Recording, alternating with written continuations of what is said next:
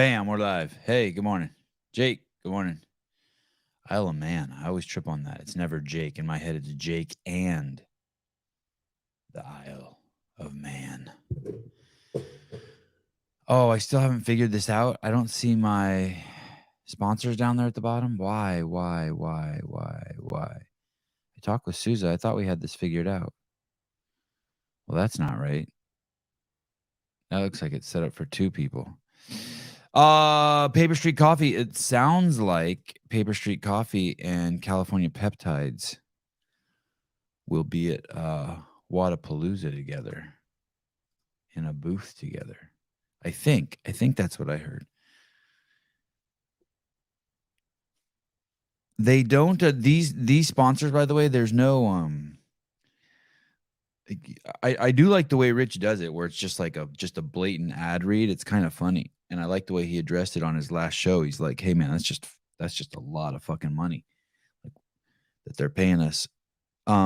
But these guys I don't know what the requirements are from them actually. They don't actually say. I think like those three are like friends of the show too, like things that I get behind that just good people. I was thinking about BIRTHFIT this morning though, and there's this conventional wisdom around like women and having babies, and everyone has their own path, right? Like someone might have it in hospital, someone might have a C-section, someone might have it at home. But what's fascinating is the way if you had, let's say you had a baby at home, you're supposed to like, and you just had it all natural. You're supposed to be like act kind of cool and casual. You're not supposed to like rub it in anyone's face, or not even not rub it in anyone's face. You're not supposed to be proud of it. And yet, if you try to have a baby at home and you try to have a baby the way the vast majority of people have been born in the history of planet Earth, you got to sign shit. They got to be like, hey, oh, really? You're refusing that? And then you got to sign it like you're doing something dangerous.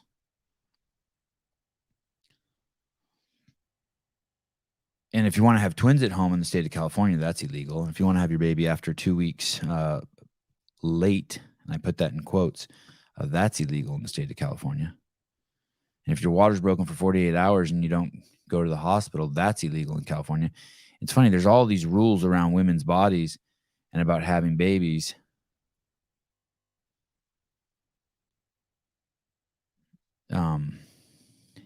Just fascinating. Anyway, that resource, BIRTHFIT, is just an amazing resource. If you're a dude or if you're a lady and you want to, thinking about getting pregnant, you are pregnant or you had a baby, insane resource. I'm not just saying that just because they're a sponsor. Well, I am saying it just because they're a sponsor. How do I phrase this?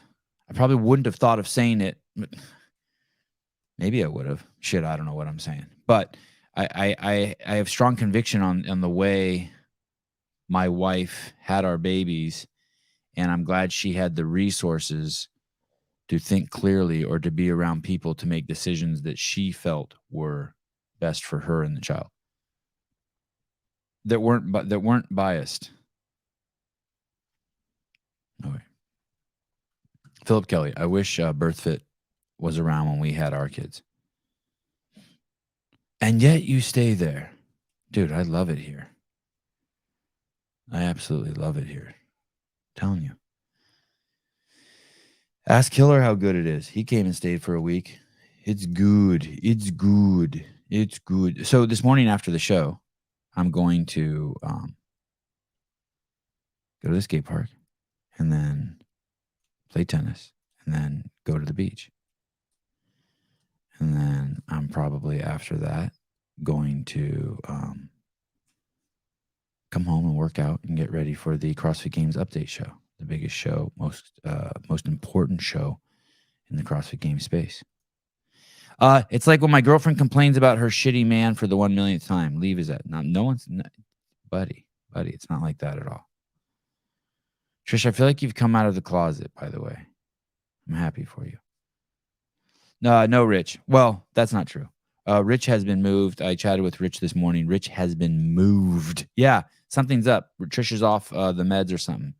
But not sassy, Jeremy. Jeremy says, Trish, you've been sassy lately. Not sassy. A complete character change. A complete,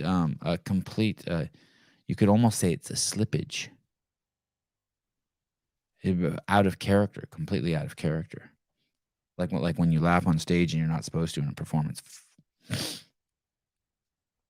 Excuse me. Wouldn't you say that's a fair? Yeah, there you go. Menopause. Maybe it's menopause. Licks. Trisha's terrible mask is off. Travis B. Is that? That's not Travis Bagent, is it? Tyson's dad. Not clickbait. Not clickbait. You didn't read the title. The title's been changed. And not another clickbait title. I don't do clickbait titles. So there, take that. Sean Lenderman, Sevi, I could show you Jesus if you would just pay attention. Well, thank you. Sevi, I could also show you some redneck shit that's way better than the beach. Bro.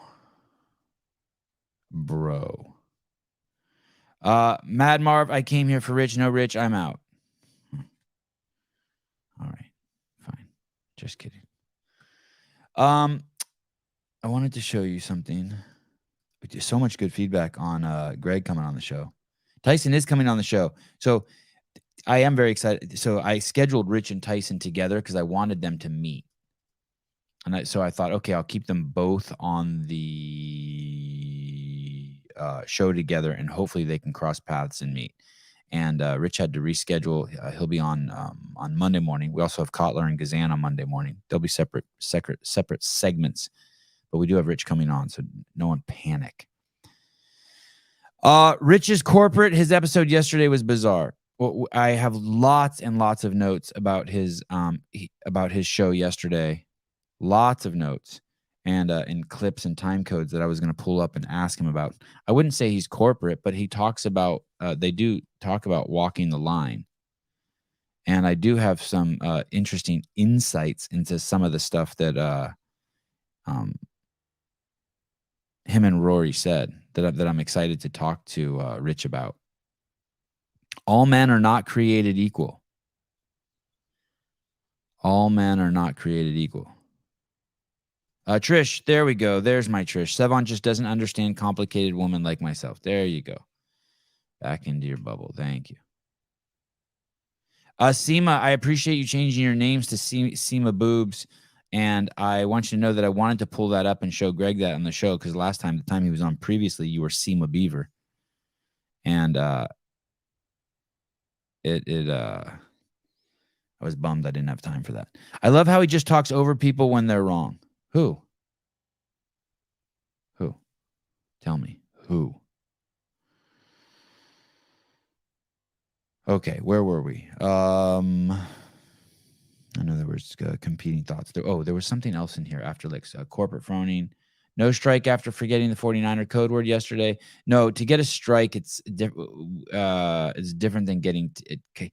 Basically, what happens is there's certain words, maybe it's just even swear words, if you say them in the first few minutes of the show. I don't even know if what I'm about to tell you is true, so bear with me. But the way I understand it is if you say certain words in the first 5 minutes of the show, you get a flag. And what that flag does is it limits the amount of ads that they will run on your show, so you make less money.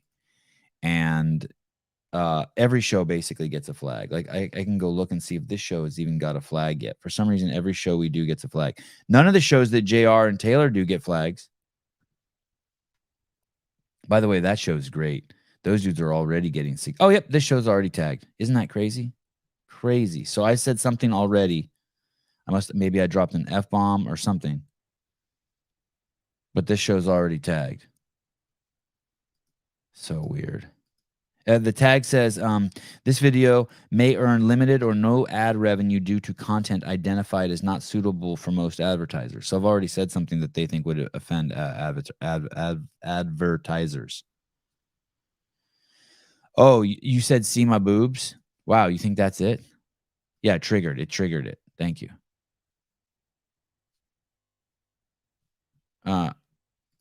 Yeah, okay. Yeah, I really want to wait till Rich gets here, but yeah, that's one of the sections I have. Rich said, when Angelo is saying at least Dave answers, Rich says no, he doesn't. The thing, though, that Rich does confirm by saying that is even if he doesn't answer, he's not giving you bullshit. That was the point. The point wasn't that he answers everything. The point is when he's up there on stage with the athletes and someone from the morning chalk up goes, why isn't there more diversity in the games? Right there live in person, Dave's wearing the homo shirt. You know what I mean? He's got the pride flag on his chest. I guess that's not even the homo shirt anymore. It's the pedophile shirt. Dave's wearing the pedophile shirt. It wasn't pedophile when Dave was wearing it. And it was just a homo shirt at that time. And then so he says, next question, because it's not appropriate. It's in the middle of the fucking games or the end of the games, and you have 6 fucking people up there, and they're talking about their achievements at the CrossFit Games. That's the part. So if Rich thinks that's, and we'll talk to Rich, he's cool as shit. But if Rich thinks that's not answering, I don't think that's not. That I'm fine with that. And then another thing that Rory was saying is like, are people going to complain about Dave's programming the same way they did about Adrian's? Hey, motherfucker, all people are not created equal. It's different to complain about Dave's programming than Adrian's programming. Dave offers a fucking shit ton more than Adrian. That's not a dig at Adrian. There's shit your wife does that you would never tolerate from someone else. And you know why? Because she sucks your dick and births your kids and fucking climbs into bed with you every night. Yeah, I agree. We'll get into all this. Rory was disrespectful. Yeah, it was crazy. There was some dumb shit. I don't want to get into it without Rich being here. Stop. Leave me alone. But it was nonsense talk. Most of that stuff. We'll get Rich on here and we'll play some clips and we'll get to it. I will say this in their defense too. At the end of the show, at 54 minutes, Rich makes it clear, like, hey, me and Dave are friends. Love the guy. They've clearly had and they clearly have a long relationship. But there was one more thing that Rich, something positive is that Angelo was fucking great on that show. Absolutely fantastic. But the other thing is that Rich and Rory did is that they kept talking about stuff but wouldn't give us the details. And so that's the fucking part that I hated about fucking what Lauren Khalil was doing on those shows or that Talking Elite Fitness shows, where it's like, hey, don't keep telling me someone's a bad programmer or a liar or doesn't listen or doesn't collab without fucking examples. I'm not going to take your word for shit.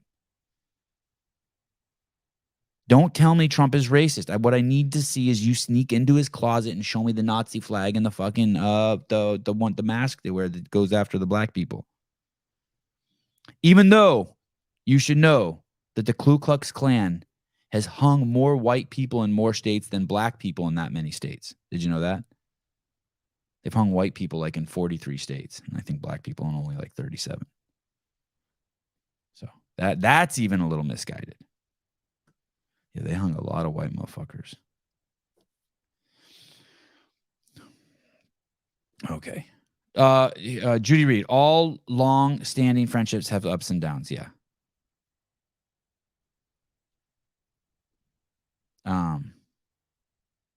Why always the Nazi flag, not the Confederate flag? No, I don't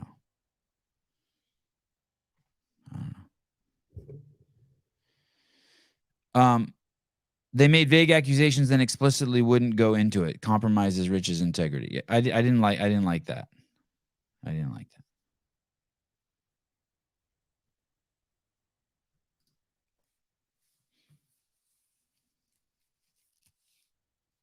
But their podcast is good.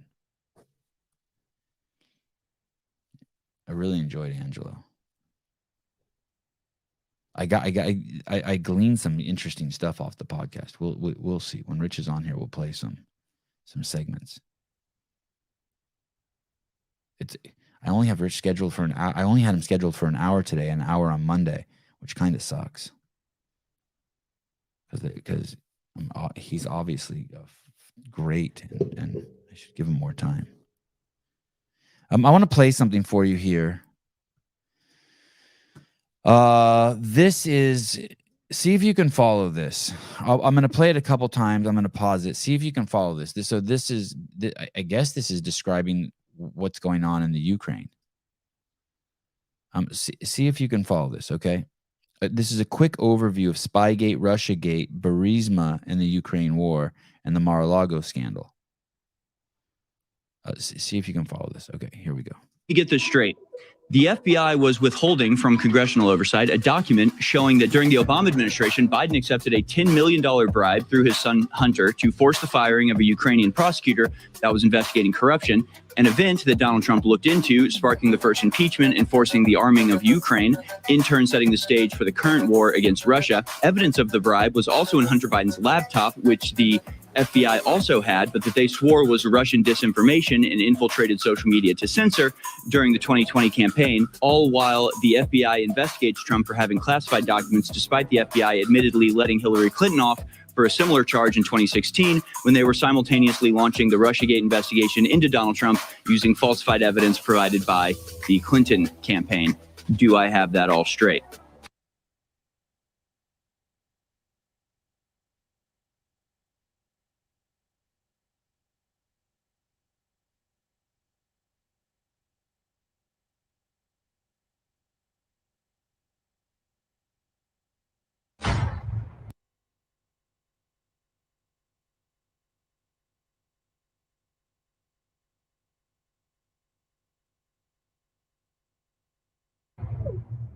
So let me get this straight. The FBI was withholding from congressional oversight a document showing that during the Obama administration, Biden accepted a $10 million bribe.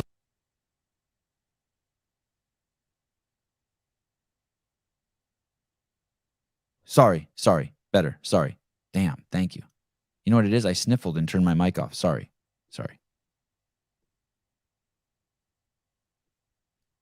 Okay. I'm back. Sorry. Did you guys hear any of that? Did that clip even play? Son of a bitch. It's on a roll.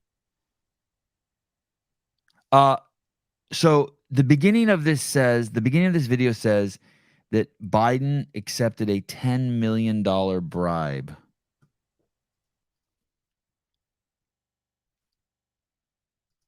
to fire the guy in charge over at the Ukraine. That's the part I want to see that evidence.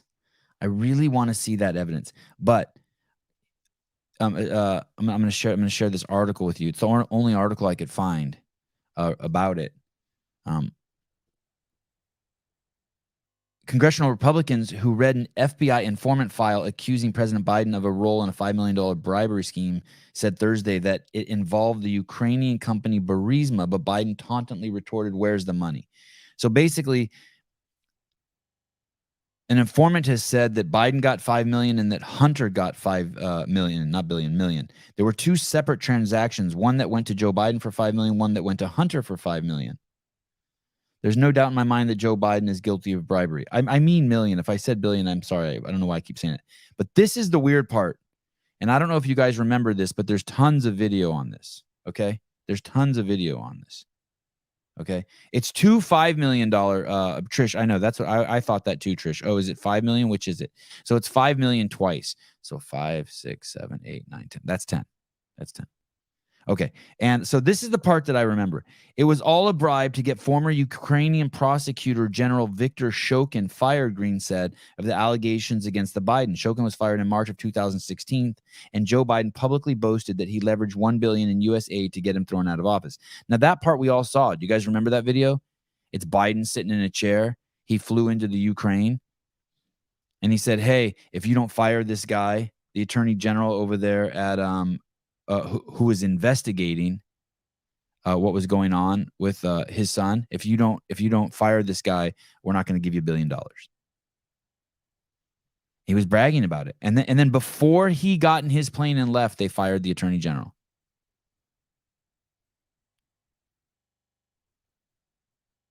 It's crazy, but I want to see that. I want to see that the proof. I want to see the proof that the Bidens got 10 million, 5 million for Hunter and 5 million for his dad. That I want to see that. The Oversight Committee has yet acquired President Biden's bank records, and although Biden often boasts of releasing his personal tax returns, he has not revealed in detail sources of more than $13 million in income that was routed through S corporations in 2017 and 18. Hunter wrote in emails retrieved from his former laptop that he had to share up to half of his income with his father through Joe Biden, though Joe Biden has denied ever discussing business interests with his relatives. Well, we know that's not true if you've read that book, Laptop from Hell. And then we all know what happened over, where was it, in the Virgin Islands, right? The attorney general there started investigating the Epstein case. Biden flew in there for vacation, and the attorney general was fired. Hey, those are just the facts. I don't know. I don't know what to tell you. Those are it's weird. It's nothing conclusive. But it's weird. But I really want to see. Somehow all of that leads back to the Ukrainian war. And maybe I should play that clip one more time. Okay, so I'm going to play this one more time, and then we're going to leave this alone. But this is something that we have to watch on the show regularly, touch on, feed on, understand. Here we go. Through his son Hunter to force the firing of a Ukrainian prosecutor that was investigating corruption, an event that Donald Trump looked into, sparking the first impeachment and forcing the arming of Ukraine, in turn setting the stage for the current war against Russia. Evidence of the bribe was also in Hunter Biden's laptop, which the FBI also had, but that they swore was Russian disinformation and infiltrated social media to censor during the 2020 campaign, all while the FBI investigates Trump for having classified documents, despite the FBI admittedly letting Hillary Clinton off for a similar charge in 2016 when they were simultaneously launching the Russiagate investigation into Donald Trump using falsified evidence provided by the Clinton campaign. Do I have that all straight? Well done, young man. So my mother-in-law is visiting. I really like her. I like her, and I like the fact of how passionate she is about hanging out with my boys. But the last two times she's been here, after she'll help clean in the kitchen, and whenever I put water in my cup afterwards, like a drinking water cup, I see bubbles. She doesn't clean the soap out of the cups. And then just now I was drinking my coffee, and I thought I tasted a little soap, and now I'm fucking tripping. I'm tripping. I don't even need soap to clean my shit. My wife talked to her. Excuse me. Oh, man. Oh, 6:30 p.m. tonight, Pacific Standard Time. Matt just chimed in. Okay. So, God, I'm so excited about tonight's show. No, she's not trying to poison me. It's just like old people shit.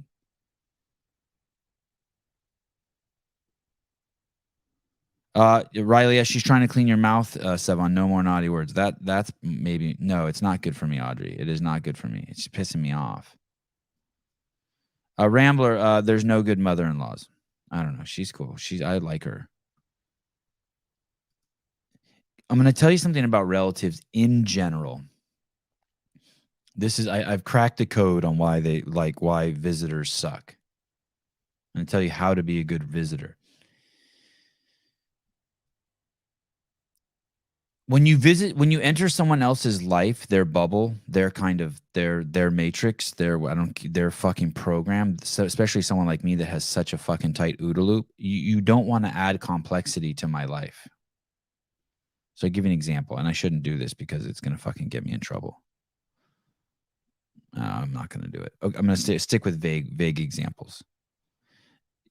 If I do something, when I pull up somewhere to get my boys out of the car, I'll use my sister as an example. She has thick skin. Because my sister is a helper, a chronic helper. She loves helping. But whenever she's around, she starts adding complexity to my life. So I pull up to the skate park, and I have this protocol. Which door I open first, how I get out of the car, pull the skateboards out, then the pads, catch them as they come out of the car to put pads on them. Because if you don't do it then and they get on their skateboards and they start skating, those fuckers won't want to put pads on. So I have this whole protocol. Now, I'm making this part up, but it's very possible it could have happened. If I pull up to the skate park with my 3 boys and my sister, she'll be like, oh my God, I'll do it. And before I can fucking get out of the car, she scooped up all the boys, got them out, and feeding them a sandwich. And it's like, that sandwich was supposed to be what they eat after they've been there an hour so that I can lure them out of the park. And it just fucks everything up. Now they're not wearing pads. They're eating their sandwich and my sister's being helpful. And everything's fucking gone into disarray. And anything that was going to take me 3 steps before is now going to take me 18 steps. Nice to know Sevan is a fellow psychopath.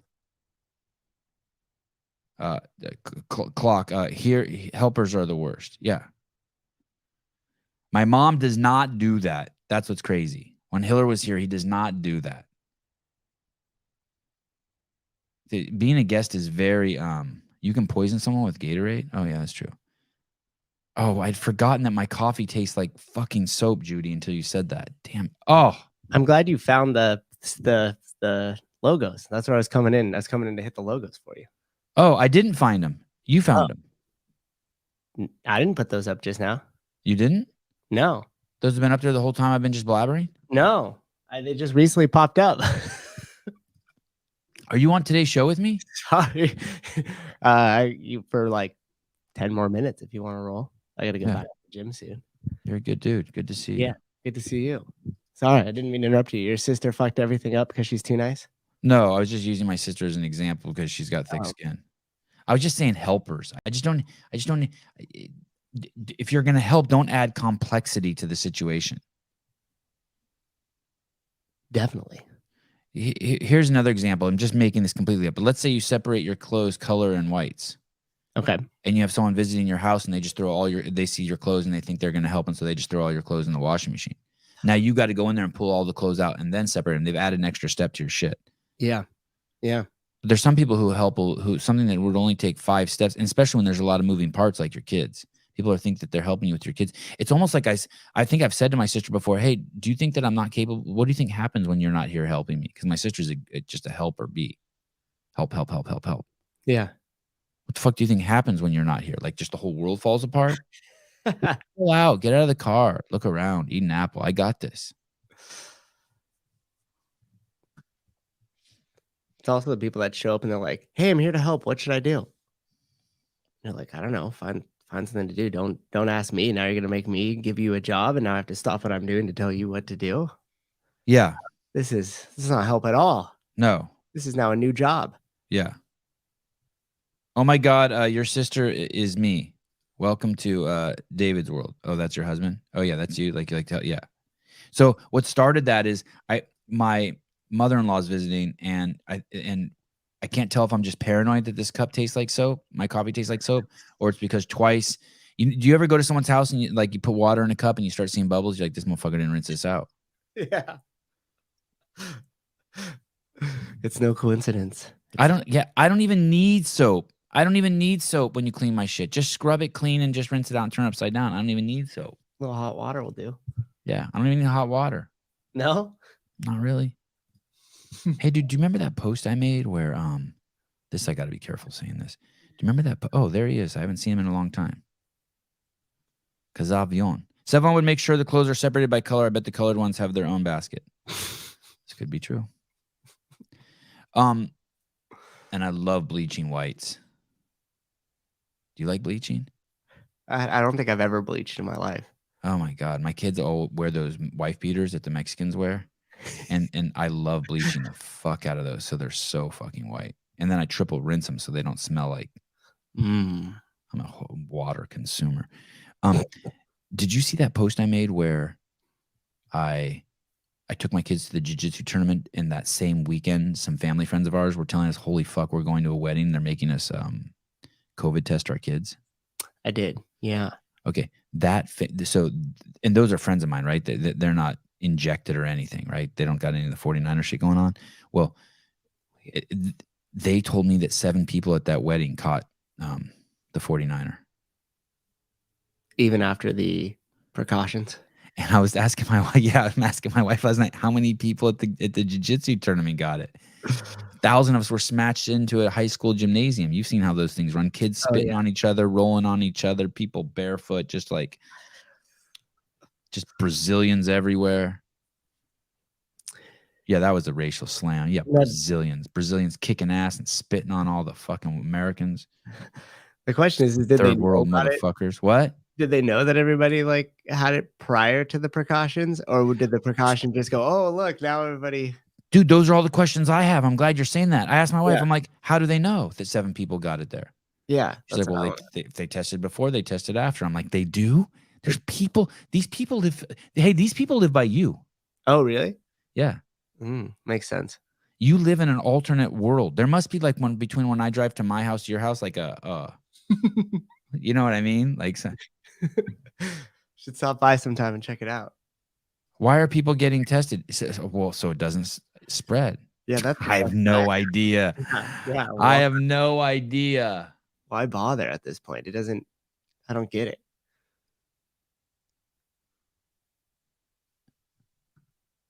Did you see? Did you see the guy in Patrick Bet David? He has the book. It's called Timothy McVeigh and Right Wing Extremist.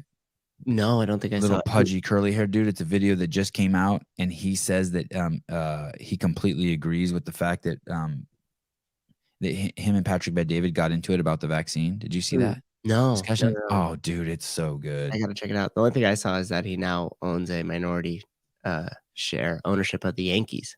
See that? No, he does. Yeah. Dang, Patrick. Yeah, he's a beast. I do this once in a while. I find something on Instagram. I probably do this at least once a week, and it's always the same shit. And I've told you about this before, you guys, where the fact checker stuff. one of the fact checkers I saw was it said the Instagram post said doctors get $40,000 if they get a certain amount of people vaccinated as a bonus. And the fact checker said this information was false. So I clicked on it and I started reading, and the reason why it was false is because they didn't get 40,000 in specific. They got a range of 20,000 to 80,000. At that point, I'm like, "Fuck you, dude." That's exactly what I was thinking when you said it was false. I was like, they got $41,000. Yeah, I don't care. It's like if you got a Ferrari and you pulled up in a Lamborghini, I personally don't think you're a liar. Right. That's just how I roll. I'm cool with it. Yeah. You tell me you make 100 million a year and I find out you made 87, you're good with me. I'm good. I'm good. You know what I mean? Yeah. You're 6. You tell me you're 6'6". I find out you're 6'5". We're good. Not a lie. I wouldn't say it. Yeah, I find out Colton Burns is 5'3" and he's lying 5'4". We're good. I don't like. It's nothing. It's nothing to me. Nothing. You tell me you have the biggest Great Dane in the world. I find out it's not the biggest. It's the 175th biggest, but it's still 212 pounds. I don't care. I don't fall into any of that shit.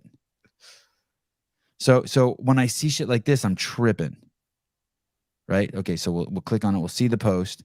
And this one's been around forever. You guys have all seen this, right? This one. And something did happen to Biden. We don't know what happened. He either had a shitload of plastic surgery. Something happened to him where all of a sudden he looked like one of those LA ladies. Like his skin got all porcelain and shit. You know what I mean? Like he had laser treatment on. Yeah, he stopped looking real. So, and then look at his earlobes here. The whole point is his earlobes here, right? Okay, so let's watch this. Watch this. It's never. And then there's earlobes attached, right? So here's earlobe is attached. I don't hear. Can you speak louder? And here it's not attached. You see that? Yeah. Is it just the angle in which I wish we could like turn him to the world leader I met with. Okay. All right. Ask and you shall receive, Sousa. Okay, so what's going on here? Did they flip it? Is it fake Biden? Is it AI? Who knows? Whatever. Yeah, whatever. Okay. So, but it is weird, and I always noticed that something was wrong with the way he looked. All of a sudden, he lost a lot of weight too. I don't remember. So let's see why. Let's see what the fact checkers think. And it's no, this video doesn't prove, but Biden has a body double. How do I? Okay. And then you click on this fucking thing. Yeah, follow the path. Let's see. And look at this is the lady who checked it, Ciara O'Rourke. No, this video doesn't prove Biden has a body double. These photos don't show pictures of Joe Biden's body double. They show the president a decade earlier when he was younger. Well, that tells me nothing. Oh shit! Sorry, you can't. Oh, you can't see this. It changed the window. I was gonna let you finish a piece and let you know Okay. Okay. Sorry. Here we go. Wait, but 10 years older or younger wouldn't attach or detach an earlobe, right? Yeah, yeah. Okay, that's weird. So we're good. They haven't done anything for us yet. They No. did some math. They dated the pictures, right? Yeah. Give us a date. Okay. Okay. Let's go on. A recent Facebook post showing a series of photos of Joe Biden suggests that the images don't show Biden, but rather a body double. That's wrong. They can't say that. They haven't. This is a long time falsehood that we've looked at beforehand, and it's unfounded. You still haven't. This post was flagged as part of a Facebook effort to combat false news, misinformation on its newsfeed. Read more about our partnership with Facebook. The post shows a series of side-by-side comparisons of two photos. Both are Biden. Do we agree that something's fucked up with those photos and something weird happened to his ears? We're still there, right? Yep. We're still there, right? Yep. And Wally looks different in one from the next, so they agree with us. It's not because of body double scheme, okay? It's because he's aging. Are you fucking kidding me? His ear got attached as he got older? Checks out. Oh. Let's take a small break here, calm down, and see what the audience has to say. Jake Chapman from the Isle of Man, who claims to be straight because he's got a hot chick leaning over his shoulder, but we'll look into that further. If you had to guess, would you say Sleepy Joe is packing downstairs? No, back to the story at hand. In one such set of photos, Biden is pictured as a vice presidential debate at a vice presidential debate in 2008 when he was in his mid-60s, and at a presidential debate in 2020 when he was in his late 70s. Biden is now 79 years old. Listen, it should have gone the other way. It should have gone from his ear being attached to detached. It started. How did it go the other way? Yet another set of images compares Biden's earlobes, particularly how they look more attached to his head in one photo than the other. Not particularly. They do. But this isn't evidence of a body double plot. Okay. What's it evidence of? These photos primarily show the effects of passage of time. That's bullshit. Nope. We rate claims that this video proves Biden has a body double, pants on fire. Can you imagine if this is your job? Who is this chick? Sierra Rourke. I love how they just don't really address it. Like they think they're addressing the issue, but they're not. You know what I mean? Yeah. Sierra covered local government and public safety for the Austin American-Statesman and fact-checked elected officials and pundits for PolyFact Texas. She was 2015-2016 Ted Scripps Fellow in Environmental Journalism. Oh, my goodness. There you go. Here's the thing. And most people live in duality. He has to be a body double or he's not. That's not the way. You don't have to be one of those people. You don't have to be like vax or anti-vax. You don't have to be pro-life or pro-choice. You don't have to be any of those things. You don't have to live in duality. Life isn't yes or no. You don't have to love or hate Donald Trump. You don't have to love or hate Biden. You can just sit with, like, I don't know. And that's where we are with those Biden things. But to say it's fucking false is like more false than saying that it's a body double. There's they did not fucking say anything. Can you imagine that's what's happened to this bitch's career? She's a script something or another. I guess that's where environmentalists go to die.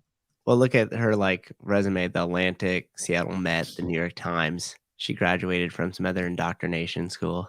Yeah, just deep. She's deep in it. Is that her? No, I don't think so. I don't think so either. What do you see when I scroll up here? I see hundreds all the way across, just with a subtle flex. Oh, I just see that chick's giant tits in the middle. Just wondering if I didn't see that one. I didn't see that one. I think you had to scroll a little further online. Is that her? No, but that lady has giant boobs too. Yeah, it just comes with the last name, I think. No. Filmmaker, production designer? No. All right. Oh, what's this one? Not in here. All right. I tried not. She doesn't have to be a bitch. It's like, what's up, bitch? I didn't mean it like that. She's confused, that's for sure. You think she actually believes the shit she like writes? Like, Do you have to be that delusional, or she's just like, if you really pinned her down, caught her just on like a Saturday chilling on the couch, be like, dude, I'm just trying to get my paycheck. Like, I Yeah, got you, maybe. but She's got her legs up. Bitch got her legs up. yeah, she just Pinned to her ears. okay, yeah.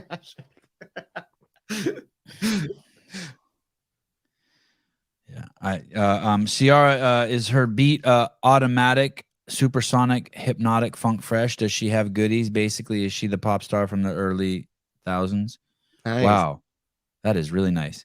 I should. You deserve better reading than that, Corey. Ciara, is her beat automatic, supersonic, hypnotic, funky, fresh? Does she have goodies and titties? Basically, is she the pop star from the early 80s? I edited a little, but it's good. I made it better. Yeah, Mas bueno. Little flair to it now. Flair. My wife quoted a Christian book on Instagram and got misinformation slapped on the post. Hey, we got a emerging evidence here. Towards our last one, I think we figured it out. This is what Joe Biden is doing. Yeah, I don't get it. Sevan, yes, got Sevan to read those lyrics. Laugh out loud. I don't think he gets it. Oh, shut it. So this is Biden. Oh, and this is what's really happening. Wow. So how'd you get that so quick? How'd you find that so quick? The earlobe is being pulled back, and that's what like attaches it. Wow. This is metaphoric. It's like here's your leader, but really, if you turn in the curtain, look behind the curtain, and see what's going on behind the scenes, it's just a fucking mess. How did you find that? That's good. I searched it when we had first brought it up, guys. Hey, dude. So I was talking to Jay last night. So for a couple things, I ordered a desk. I ordered an L desk. Oh, awesome! Just to get the ball rolling. Yep. And we're gonna get rid of this desk, and we're gonna put an L desk in here. We're gonna set up just like basically the Howard Stern thing. We're gonna have the L desk, and then we're gonna have the couch. Yeah. And then I'm gonna have a stand up area with the computer on a stand up area. So when you or Jay are here, you can run the back end, and there'll be a high chair there. You can sit in the high chair, or you can stand. Oh, I love it. You do love it? Yeah, I absolutely love it. And Jay said he's gonna start coming in the mornings. Okay. And run the back end. And Perfect. Basically, we were talking last night, and it was like the whole show has to be reflexive. Like he's the guy, he's the producer, but he's always looking for viral videos. So that'll just become another bit in the show, right? This is just. So he'll be like, "Hey, dude, that's good enough. I'm leaving. I'm done for the day." Yeah. But Jesus Christ, we just did a whole show, and you didn't have one viral thing. You didn't have one good thing. No, you're good. You're always good for a nice rant. Here's the thing. It's not that I'm going for the Howard Stern look. It's that all the other podcasts, the host doesn't have controls, right? And I like having these controls. I need all this stuff. I want all this stuff. And Howard does have all that stuff too. He likes to have all that stuff and push the buttons too, right? Yeah. Yeah. So you know, that's how it. I didn't know these buttons did that. Wow, look, I got a button that just gives me echo. Yeah, that's cool. Hello. Hi. I don't want to do exactly like the Howard Stern show, but something that's like from an alternate reality. I just like his setup. I like his setup too. Those like conceptual photos, whatever. The makeup. I like conception photos. Yeah. Send me some of you and Grace. Fuck that all up. But yeah, the whole the photos you sent looked amazing. That's gonna be so good. And then what? They put mics on stands for the couch for like the guest, or would you have like headsets? Great. All that stuff I was thinking about, but I think we should like even make it more hardcore than that. Like once we get it set up, we should like, if we have to, screw them into the floor, into the walls. Yeah, I like the pull stand on the arm. You do? But then when you walk in here, don't you feel like it feels a little janky, like a little like not permanent? Something like this, you could move okay. it in, yeah, that's nice. So it's like it's off to the side, and then we just move the booms in, and then your headphones are there. I don't know. It feels like sometimes with that headset on, it feels a little fighter pilot. Yeah. No. Everyone will have their own mic for sure. Yeah, everyone will have their own mic. But I just when they're on stands, I just want it to feel like it's permanent. Like you walk in here and you're like, oh, this is just the way it is in here. Mm-hmm. And you could still attach them to the floor for that. Look at Clydesdale knows. The Howard setup is a dream. Yeah, that's what we're gonna rock that out. It's gonna look so good. And people ask to come in and do live shows on the regular, and I'm always like, okay. And then I just fucking ignore them and get scared and run away. But I think if I had a nice place to bring them, for sure, I would be proud of it. Yeah. Yeah. CK Kevin, Howard Stern has become everything he despised. I know, it's crazy, right? He did it. He completely sold out. Matt Burns, Sevi, and Howard both have giant schnozzes. I don't think my nose is giant.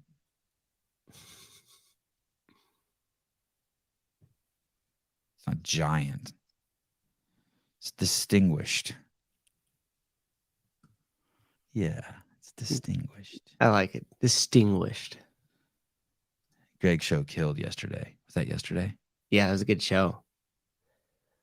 How much was that one book he recommended? Because he was like, "Oh, you're like, oh, it's expensive." But I was just listening to it on the drive out to Hayward, so I didn't. Like $89 probably. Oh, okay, that wasn't bad. I was thinking it's gonna be like 100 and change. Like a overpriced textbook. Maybe it was $139, but not. It wasn't like $1,000.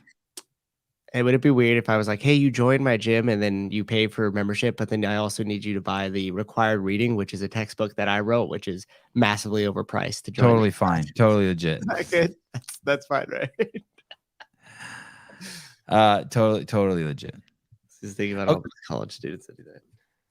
So really, in case you bail on me, if you leave, yeah, there's I'll take up the whole screen and then I push the banners. Yeah, so you could do the solo layer right now. Give it a try. So go to solo. Okay. Yeah. Can you still hear me? Yeah, and everybody could still hear me. And then when you go to the brand, and then there's the overlay, and it'll be the one all the way at the bottom. Oh, sorry, they're all labeled untitled design right now, but if you just go to the one at the very bottom of it says add background. Oh no, here. No. What? Over background podcast. So you click. Nope, not that. Oh, this. There it is. Yep. Oh. Boom. Oh shit. It's over my name. Can I move it to the other side? No, I could move it to the other side, but we could drop the name if you're in solo because everybody. Okay, yeah, that's fine. Hey, and you know what else is funny? That B looks like we're gonna have to fix that too. That looks like we're advertising like the BET network or Black Lives Matter to me. I'm triggered. That's what it is. Yeah, that's our latest sponsor. You didn't. Oh, it is. Oh, okay. So shit, we swapped them out for BIRTHFIT. We'll change it. I love Black Lives Matter. The idea of getting rid of police in all black neighborhoods and letting crime run rampant is like my favorite thing. Okay. Brace yourself. Jeez Louise. This shit can't even be real. 4 kids aged 5 through 10 were rescued from a squalid transgender safe space apartment in South Boston, Democrat City. The apartment was filled with drugs, sex toys, and the corpse of a black trans person. What the fuck? Hey, dude. And in this video, they call the person a cross-dresser. Hey, I love you for saying that. You don't know how happy that makes me, Robbie Myers. I love these shows. Thank you.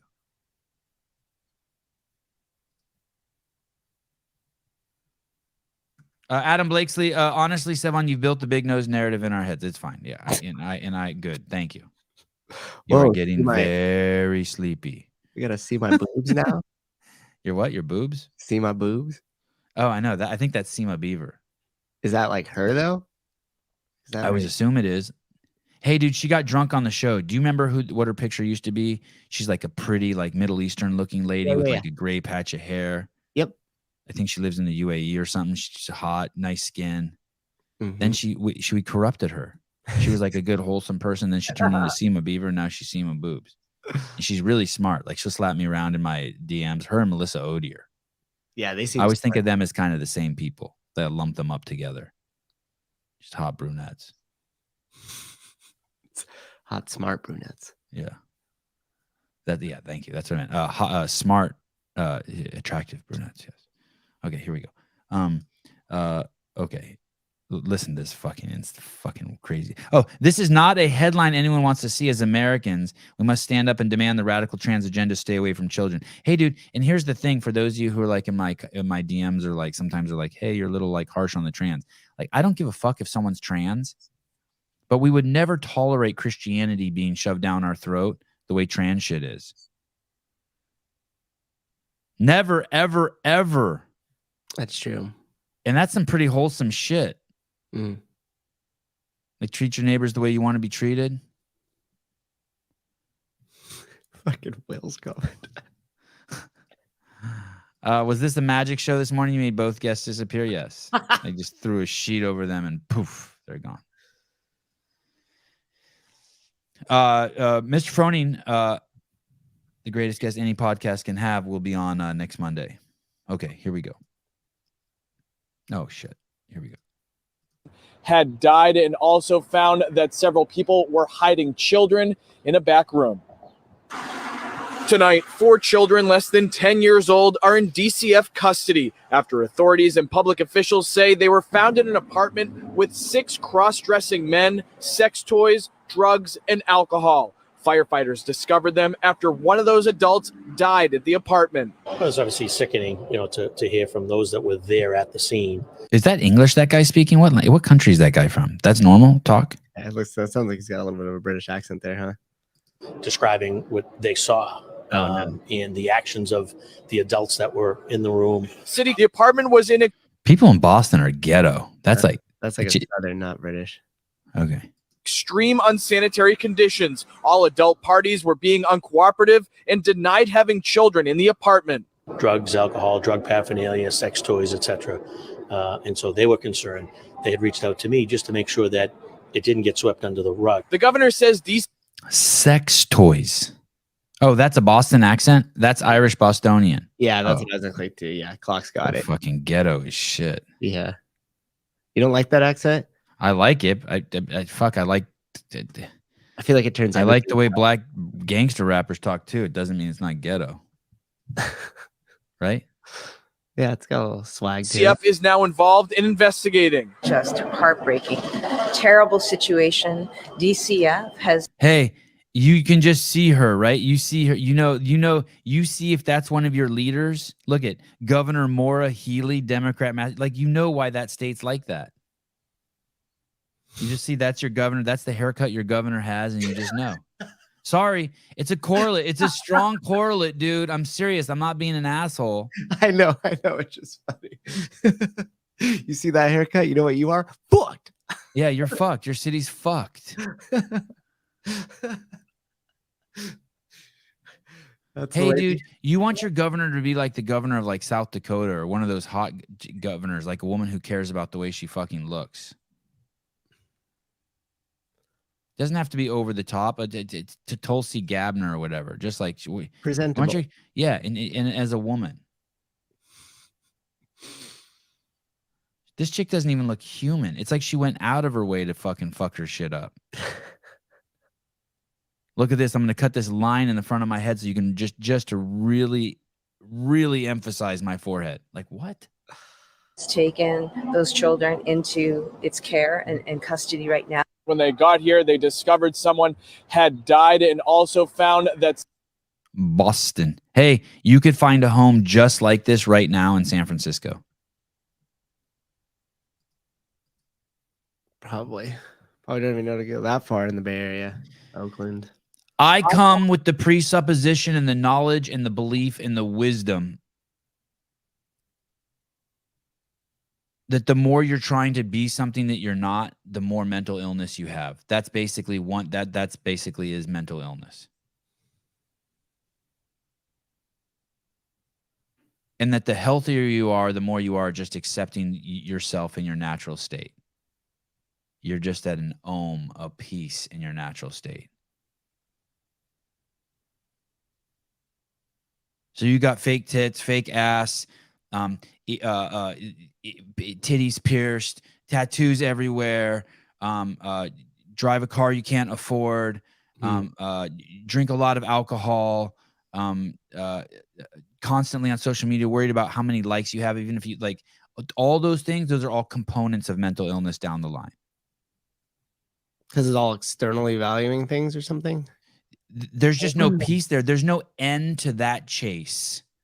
I'm not saying it's like a must that you're crazy. If you're doing those things, you could be a conscious being playing a role, but I doubt it. It's a 99.9% into infinity that all of those things are manifestation of you chasing shit the wrong way. Because it's like outward acceptance. You're doing stuff so people view you differently, as opposed to just how you. I think you nailed it. Outward acceptance. You're searching for a validity and acceptance, and it's unachievable. Right. It's unachievable. Yeah. You're good on And that. it's okay to go after things that are unachievable. The journey inward is unachievable also. But there's a freedom and a peace from it.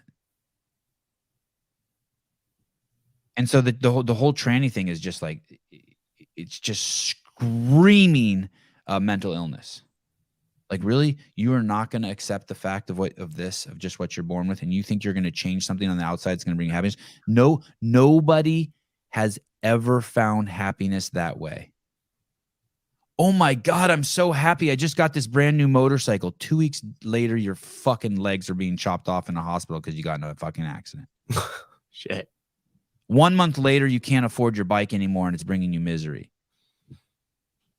3 months later, you're fighting with your girlfriend because she wants you to get rid of the bike. 6 months later, you're miserable because your bike's stolen.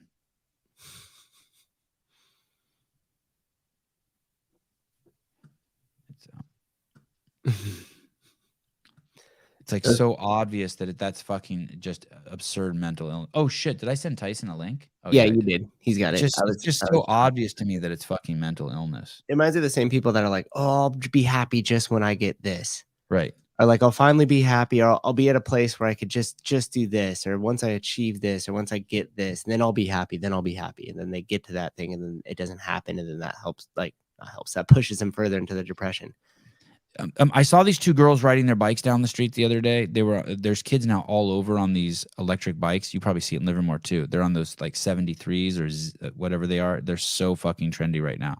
Yeah. It's like this $1,500 electric bike. Looks a little retro. And I see these two girls riding down the street under the freeway, and they're beautiful little girls, 14 years old, and they have their fucking helmets not on their head, but like tied to their backpacks or something. Because they think someone cares, or it's going to make them look bad or mess up their hair. Yeah, I used to do that too. Me too. That's why you shouldn't be putting weird shit in front of kids, man, because they don't know how to discern between them. But I've never seen a kid with a helmet on my entire life where I've thought that kid's a dork for wearing a helmet. I always wore my backpack with one strap, and it was miserable. I never looked at someone who wore both straps and was like, "You're a dork," but I didn't do it because I thought the dorks did it. It's just this endless stream of just dumb shit. Yeah. And you think it's going to go away as you get older and you're going to get wiser. It doesn't. You have to consciously work. I know old people who are like still like have issues with their wives or their girlfriends and shit, and they're fucking 70. It's like, really? CK Kevin, my Harley 78 lowrider looks great in the garage. I know, they're nice. Harleys are nice. Sorry, I had to use a motorcycle in the example. Doing the Lord's work. Respect, Sevy. Thanks, Doug. Tell Craig I said hi. Doug Ritchie, $5. You have a beautiful son. I appreciate his hard work. I'm sorry that we have to pick on him sometimes, but he's a good dude.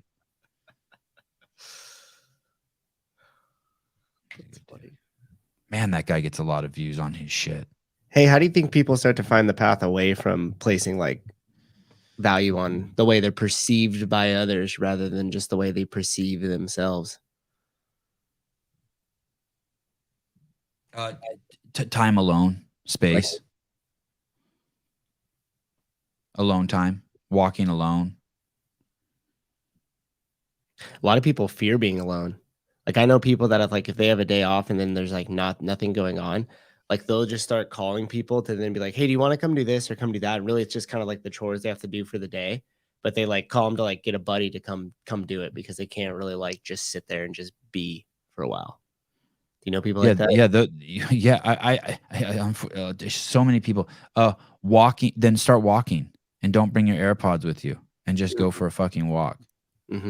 Spend hours every day just paying attention to your breath. Start reprogramming yourself. My wife goes to yoga classes 3 times a week, and I always laugh because they play music in her yoga classes. It's like, that's not even like that's. Is that typical? I didn't think that's very typical. The days of very typical. Which I do. Loud music too sometimes. 5-finger death punch just playing. And and here's the thing: anyone can do it. So you want to do it, and you're like, well, hey, no, that's the way of the Buddha, and that's blasphemy to my Christian roots. Fucking, there were plenty of fucking Christian monks. I'm sure of it. There has to have been. Read a page out of your fucking Bible and go for a walk. Sit perfectly still for just 5 minutes.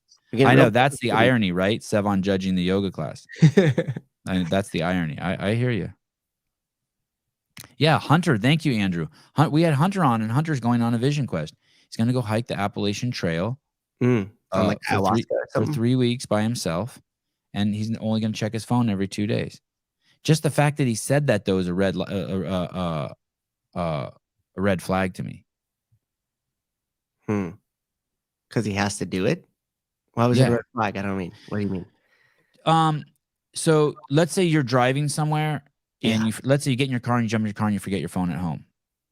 And now you're 5 blocks from your house, but you're just going to Safeway, pick up some 3 pounds of hamburger meat, dead animal. You know you'll be back soon? Yeah. What? Yeah. But you go back, like, those are the moments you have to be like, you're a CrossFitter. Go into the uncomfortable. Go to fucking Safeway without your phone. Embrace the suck.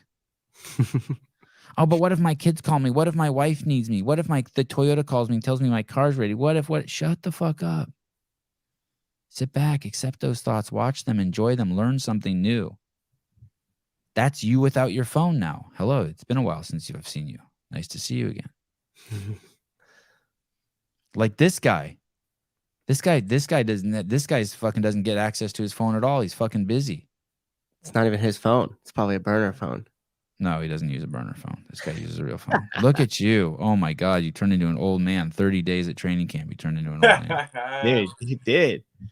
Yeah, dude, what's going on? How are you? Dude, you look 25 and shit. Look at you. The shirt that's tighter. It's tighter around the shoulders. It makes me look a at you. wider. God, we just sold 10 more of those from that flex. I know, yeah. Hey, everyone, Tyson Bagent does not work out. That shirt just makes him look like that. Guaranteed with every purchase. Nah, the green one. I got the green one. I got the green one a couple weeks ago, and that one I took back with me to Chicago, and I probably wore it like every other day just because how it was hugging my shoulders. Yeah. That's how I choose my clothes too. I just want clothes that fit. It's my body. It better fucking look nice when I take it out. Especially, I'm in the locker room now with a bunch of dudes that, most of them look pretty superhuman. So like, the more superhuman I can look, it's just like the more ease I have, walking into the building. CEO shirt. Jacqueline, this is exactly how I feel. Jacqueline Sulkas, always love when Tyson Bagent's on. Tell us everything. I know. I can't wait to hear. It's like a good movie. I'm afraid to start asking him questions because I know once we know, we'll know. But it's going to be fun hearing this. Tyson, what's up with the shoes hanging on the door? What are those? Those are pretty. Those are cleats that they gave out that they were giving out at the combine. And they're just wild. They're special because they only weigh like a couple ounces. Like they're very paper thin. Like they're only good for like one wear. So it's just kind of like oh shit. Cool thing that I hung up. Oh, can we see those? Can we see those? Yeah. Disposables.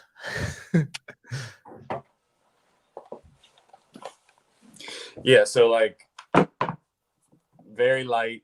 And then even like the tongue of the shoe is like, it's like nothing. Like it's like the whole thing is like, if you could feel it in your hands, you'd be like, you'd understand why they tell you can only wear it once. Can I see the bottom? Yeah. Hey, is that a standard looking shoe for an NFL quarterback? That's what you would wear? No. This isn't standard for anybody. This is like the Adidas, them just trying to make something so that they can get Adidas out on the NFL combine, in that world. Just kind of like how Noble is getting into that, promoting themselves through the NFL combine. Right. It's kind of another way that Adidas can get their brand on a big stage. But the lighter the shoe, the faster, technically you'll be able to move. So that was the big sell. That's why a lot of guys wore those cleats to run the 40-yard dash. I wonder how much those shoes are new. Yeah, I don't know. I don't even know. They might not even sell them. Like I don't eBay. They don't sell eBay, Tyson. eBay. Oh yeah. One concept. I gotta go to the gym. Love you guys. Bye. Tyson, later, Matt. Thanks for coming on. Take it easier. Bye, guys. Have a good time. Just to get people up to speed really quick. Basically wow, we're coming on a year. Basically, when did your college season end? My college season ended 1 week before Christmas, like a week and a half before Christmas. Okay, so it's not a year. Okay, so basically, Jan 1, this guy is done with college, his college career at Shepherd's University, playing football. Tyson's been on the show at least twice. I want to say maybe 3 times before this, where we've been keeping up to speed. Set an insane amount of records at the school, and won the Harlan Trophy his junior year. It's a Division II school, and he graduates with a variety of records. One of the big ones being the most touchdown passes by a quarterback in college football history. And then, so that was, let's say, Jan 1, so January, February, March, April, May, June. 6 months later, the Pro Bowl, the Pro Day has happened, the Combine has happened, and the NFL draft has happened, and Tyson has found himself at the Chicago Bears training camp, where they start every season with 103 guys, 105 guys. Yeah, I think now it's down to I think we have 90 on the team right now. So it goes from 105, and then they have to get it cut down to 53 plus 13 guys or 11 guys who are they don't suit up, but they're still on the team. They didn't get cut. Yes, practice. So okay, so that's like 64 total. Yes. So basically, there's 30, and you're the quarterback, and that. Are there any other positions on a football team where you can play multiple positions? Like, can the guy who plays right tackle also play left tackle and that kind of shit? Yeah. Like, do they have better odds than the quarterback? A lot of the offensive linemen are interchangeable within the positions on the O-line. A lot of the receivers can play different spots within the receiving core. But the kicker's the kicker. There's not kicker is only kicking. Quarterback is only playing quarterback. Most of the time, the running back's only playing running back. But other than that, like, people can, you can move a lot of different places if you play any other position. So the quarterback is like the kicker. It's like you don't got a lot of options. You got to get your spot. Yeah. Yeah. Okay. And so right after the draft, you went there for a week? Right after the draft. Yes. So right after the draft, I go there for 3 days for rookie minicamp, which is like acclimation mode, give you a little introduction as to what is to come. Go there for 3 days, come home for a week. Then I went back for 1 month for OTAs and mandatory minicamp. And that whole month is you're with the whole team. So you're with the whole team, you practice for a month. You learn. For me, it was a lot of learning going on. Stayed there for a month. Now I'm back for a month, back home for a month. And then when I go back, it's for summer camp, which then oozes right into the season.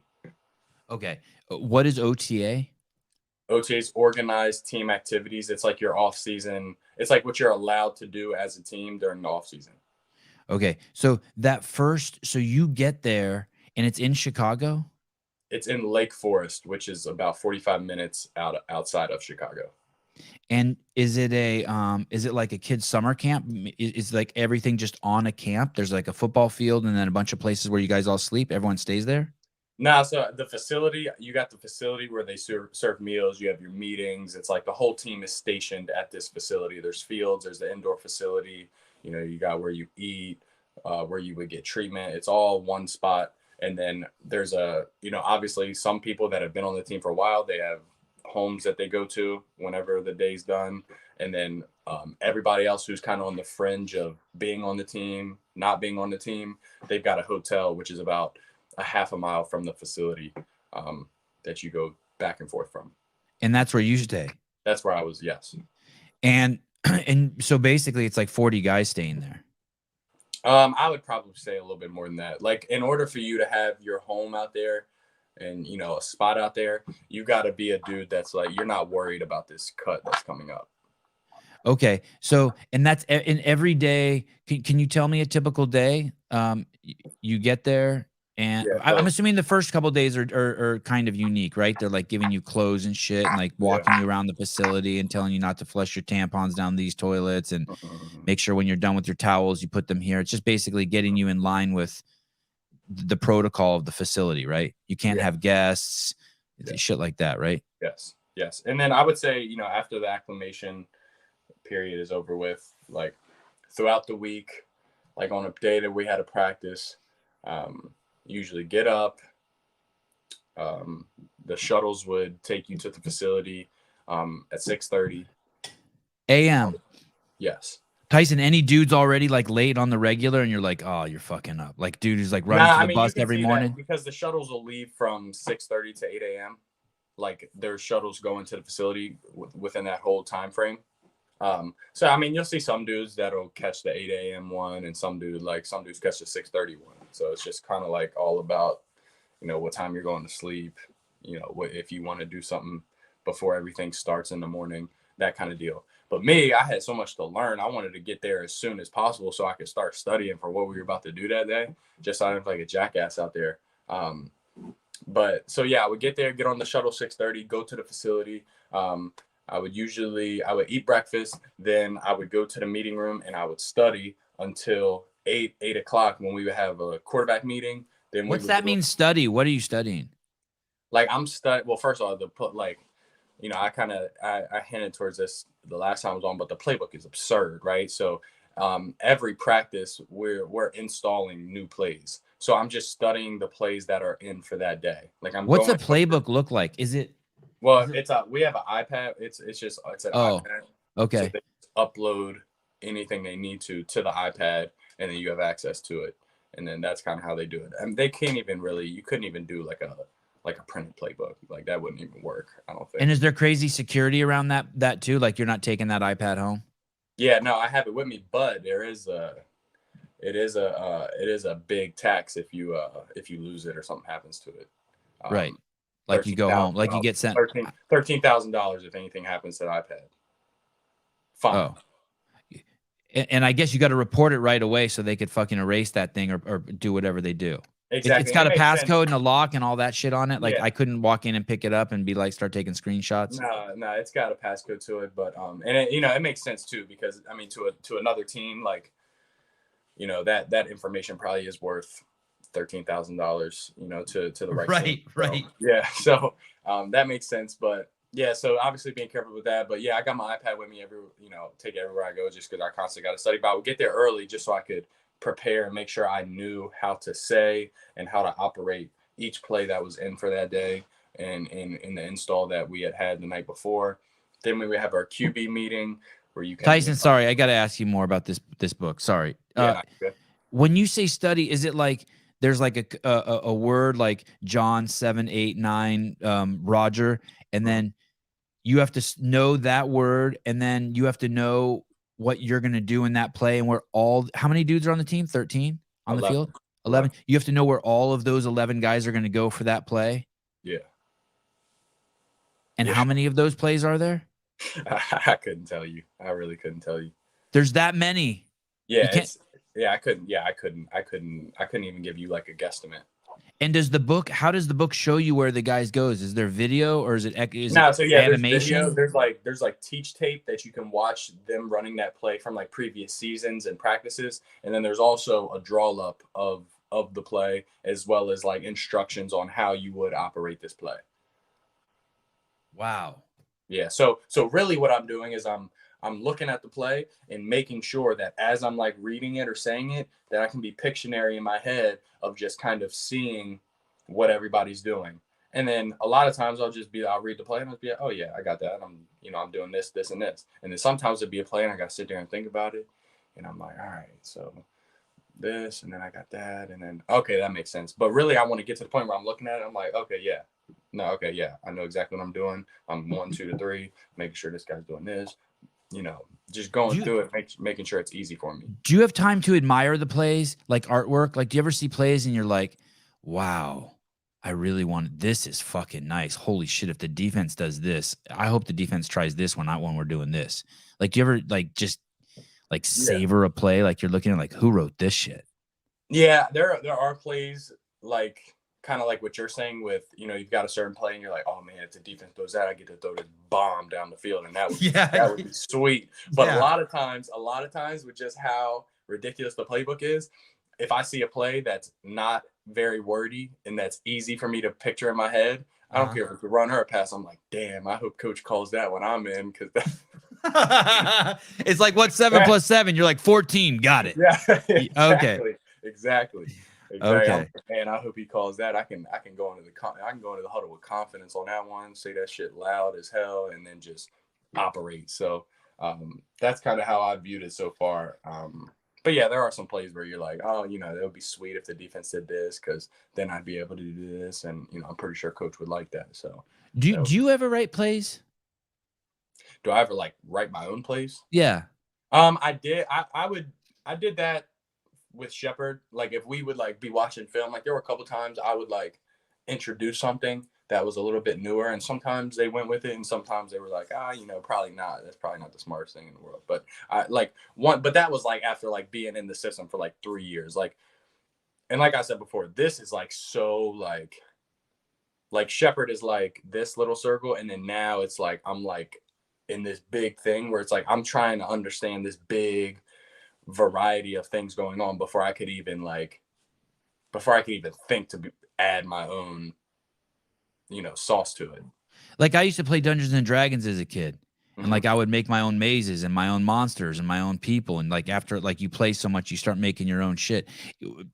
Are the plays all categorized too? Like when you're learning them, like, hey, these are running plays. These are running plays that go to the right. These are running plays that have laterals. These are they organized? So at least yes. Yeah. Okay.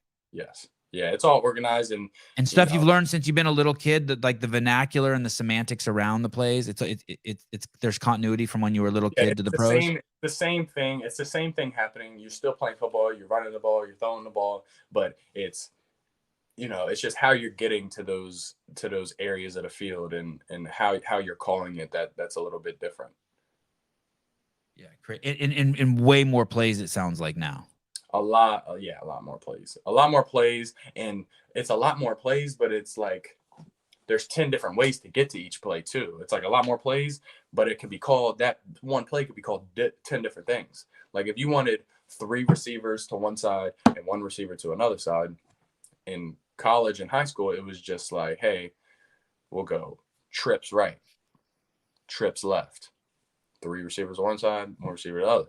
And then if you wanted your best guy or a different guy to be the one guy side, then you just be, hey, let's go trips right. But hey, Ryan, you go to the single receiver side because we think you can beat this cat. Instead of that, now you're in college where it's like they got so many dudes that are waiting for a phone call to be on a team that if you're not going to be locked in and understand it, they'll just cut you and then invite the next dude. And then if he doesn't cut it, they'll cut him and invite the next dude. So instead of just trips right, we got train right, trips right, trout right, Troy right, Trixie right, tracks right. We've got 7 different ways, but it's still trips right, but it puts different guys in different positions. Yeah. So it's like, you can't just be like, hey, let's go trips right. Hey, DJ, you go here. It's got to be, hey, all right, we want DJ here. So, all right, we're going to call tracks right. Or we want so-and-so here. We're going to go trips right. Wow. Okay. And all of this stuff that you're learning, will it still be relevant? Do all the names of plays change every single year? Like when you were at Shepard, No. So we would get new offensive coordinators every year or two, and they would add their own little niches to the offense, but the verbiage like pretty much stayed pretty consistent. Like it was never altered. But now you got to wipe that clean and bring in all new ones. Yeah, now I can't even like think. Like I was hanging out with my college coach yesterday, and he was like talking about some of his plays, and I was like, man, what is that play again? Just because I got to completely erase that from my memory, just because I've got a whole new, a whole new language to have to understand fluently. So I'm just trying to be fully embedded and embraced in that.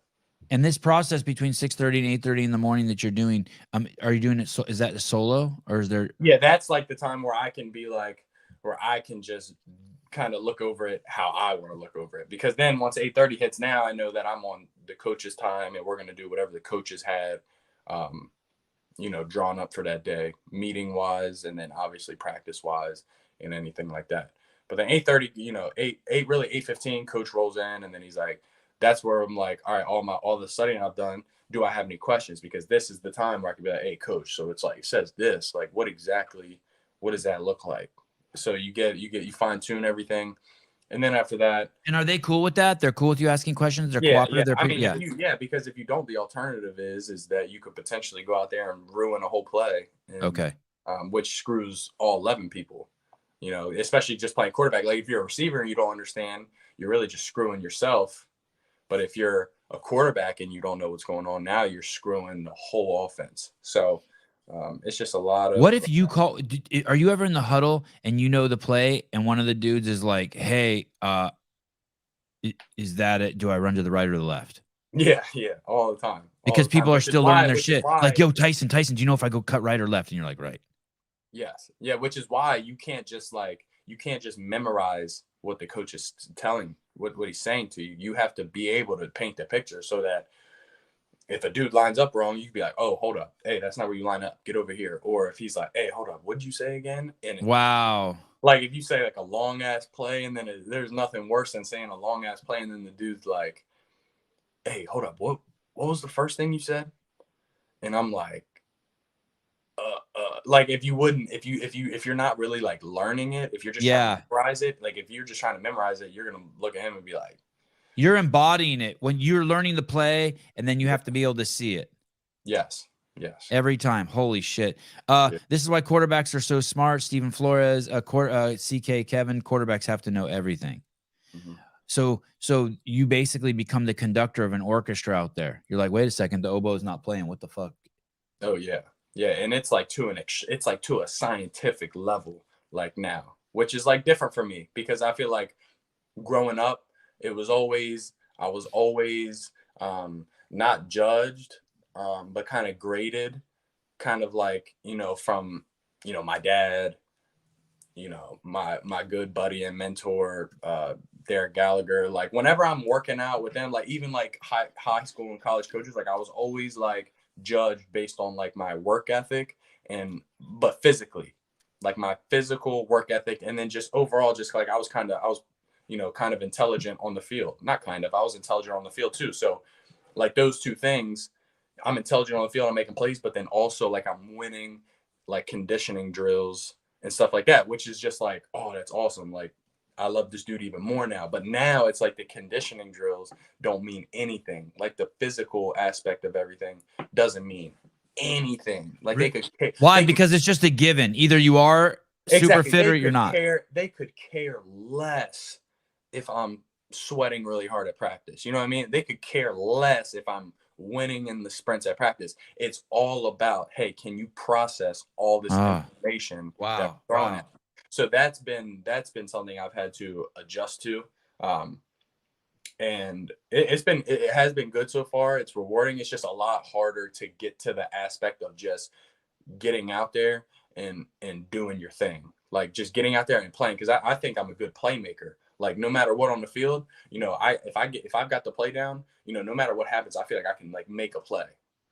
But now in order to get to that moment, I have to show these guys that I can be a scientist on this field and dissect and digest every little thing and know exactly what's going on and just be automatic when they give me the play. Like I spit it out, we run it, I know what's going on, I'm using different cadences, everything.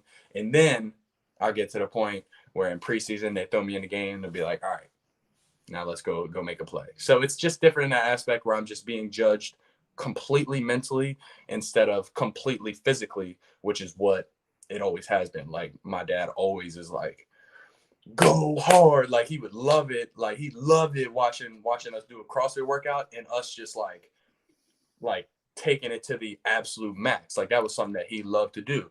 The dude, my buddy I'm always hanging out with, you know, we're doing our CrossFit workouts. He just always was like super hype whenever, you know, the workout would be cut close and then, or like I would push through it at the end or he would push through it at the end, just that like ultimate like grit and physical sacrifice. And now it's just not that, which has just been the biggest adjustment. Are you significantly more comfortable and better between day 1 and day 30 at this camp? Oh yeah. Yeah, definitely 100%. And it's like OTAs, it's like a lot because the NFL Players Association, right? The NFLPA is all the players that come together and they're like, hey, NFL, we have our own rights too. We need this, we need that in order for you to work us like we do. Like we need good benefits as well. And it all started because like when the NFL was first made, the players were like, hey, like we think at least we should have clean laundry. We should have our laundry like done for us, like with the stuff that we wear during practice. And they were like, no, right? Because they didn't have any resources. Like they're forced to do whatever that the NFL says. They're like, no, we're not washing your laundry. And then there was like other players that would just run into these issues where they're like, man, we're playing football, banging our heads together, but we don't get anything. We're not getting anything in return. We're living like slaves and dogs out here. Like this is terrible. So NFLPA has completely just grown and grown and grown to the point that now during the off season, you cannot have practices with collisions. Like you can't have practices where you're going full speed the whole practice. So a lot of this OTA stuff is like learning and kind of like a jog through pace, which was perfect for me because I'm learning all this crazy new information, which is good that we're not going full speed. Now, there are some sections of the day where you do go full speed, but 80% of the day is like jog through pace. So it's like my process with being able to say the play and operate the play when we were in the jog through tempo was night and day from day 1 to day 30. So it's like day 1, I'm kind of like, I might say right instead of left on like a 15-word play, and I mess up just one word where I say left instead of right, and then got to correct myself. By the end of the time, I'm operating it. I'm using different cadences. I'm handling the motions well. Everybody's at the right landmark. And I could see too that the coach was like pleasantly surprised by, as we move forward throughout the whole time. A bunch of stuff I want to say here. So, notice how when Tyson he gives us a big picture and then we don't have to take his word for us. He gives us examples. Mm-hmm. And I just love that. Not just things have changed over the years through the way athletes change, but he gives us the examples of why and how it happened, talking about that. I mean, fuck, dude, you could be a better journalist than 99% of the journalists out there. Ryan, a conversation between Rich and Tyson needs to happen. Yeah, I don't know if you knew. I didn't tell you, Tyson, this, or I didn't tell Rich Froning this. But I had scheduled both of you today, Rich in the morning, and then you in the a little later in the morning, and then I was hoping both of you guys would come on at the same time, and I could introduce you guys to each other. Oh, that would be sweet. And Rich, Rich ended up having to change. I didn't tell him that either. But also the thumbnail Bruce Wayne and Matt Souza made yesterday was you passing the ball and Rich going out for a pass. Dude, that's awesome because the only opportunity I saw him compete at a couple regional events back in the day. But the one opportunity I really had to go see him, he came and did a workout at CrossFit 304 in my dad's box, a long time ago. But I had strep throat. So everybody got to go hang out with him, and I was hanging out at the crib. And this was like prime time. I'm like obsessed with watching like him, Ben Smith, Jason Khalipa, Josh, like all the dudes that were like the first round of guys that were just like different. And I was so bummed out about that. But that's awesome. Yeah, I got to see that thumbnail. It's pretty sweet. I watched one of his podcasts the other day, and he mentioned he mentioned your dad saying that he didn't have any heart. And then they were laughing, him and Angelo and Rory, and then they talked, and then Rich, I've talked to Rich about you, and he's like, yeah, he's got this son who's really good at football. So I was excited for you guys to meet. Sleeky, his confidence is palpable. I totally agree. Zero arrogance, but dude, you embody what you speak. It's so fun talking to you. Okay. 8:30 in the morning. So then the coach comes at 8:15. You have a chance to ask questions, and then 8:30 starts. And now it's let me go back a little bit. Have you been during that 30 days? Do people get cut? Like, is there like after day 10, you're like, hey, where's Johnny? And they're like, he got cut. And everyone's like, oh, fuck. Yeah. I think I didn't witness any. And honestly, I didn't really get to know every single dude. Right. intimately because of all the things that were going on. So there might have been. I know on other teams, they've been getting cut because, a lot of my buddies that are on different teams now, they'll tell me that, dudes have gotten cut. But yeah, it's every single day you could get cut. Like every single day you could get cut. They'll come out, clean your locker. They'll have a 5-minute conversation with you. Hey, we're going to go our separate ways. We need to do this, that, appreciate your time. And then it's over with. But yeah, each day you could get cut. And then I know that when we go back for camp, it's crunch time. So there'll be a lot of cuts happening then. Do you know for sure that you're going? Could you be cut between now and the next camp? No. I mean, I guess I could, but I wouldn't say that's like something that's could even be a 50-50 chance of happening. That'd be like a 2% chance. Like, oh, something crazy happened out of nowhere, out of the ordinary. We're going to go our separate ways. So it's something not even on you, like that they find out like Chicago Stadium has termites and they have to spend all their money building a new stadium. And so we have to cut all the players, like some weird shit like that. Chance, yeah, it's probably the same chance that I get cut before I go back to camp that if this was the last podcast you ever did. Right. Okay. Right. It's like, which could happen if like this room collapsed. That could be it. Exactly. Okay. If you're like, oh shit, like something absolutely ridiculous happened. You're an asshole for doing that, but I also appreciate you putting it right back in my face like that. That was dickhead. Bringing it straight home. Oh, you want to talk about me getting cut? How about I talk about this being your last podcast? Take that, Sevi. Okay. 8:30 rolls around, and I keep interrupting you. 8:30 rolls around, and now the whole team's there.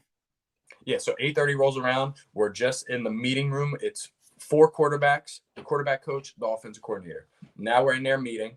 We're talking about the day, what we need to work on that day, what we need to focus on. We're going through the script for that day. Like, hey, we got any questions? This is something that's new. Want to make sure if y'all got any questions, this and that. And then, the big dog's in there. The starting quarterback of Chicago's in there. It's like yeah. The guy, all the guys. Yeah, it's funny too because, I've started longer than I think anybody ever in history prior to the NFL.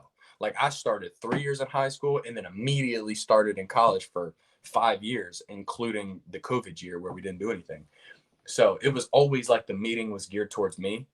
Like it was geared to the quarterback, but it was like, hey, Tyson, are you comfortable with everything going on? And now I'm at the opposite end of that totem pole. So now I'm in there like, I'm a sponge. I'm taking everything in, but they're talking to us, but they're not necessarily talking to us. Like you'll see the coach will be looking at Justin and just be like, hey, so like you got this, like, is this good? Does this work? You want to change anything, this and that? And I'm in there and I'm just like kind of laughing in my head. I'm like, dang, that's like, this is insane. Like, I can't believe, like, first off, every 15 seconds, I'm like, holy shit, I'm on the Chicago Bears.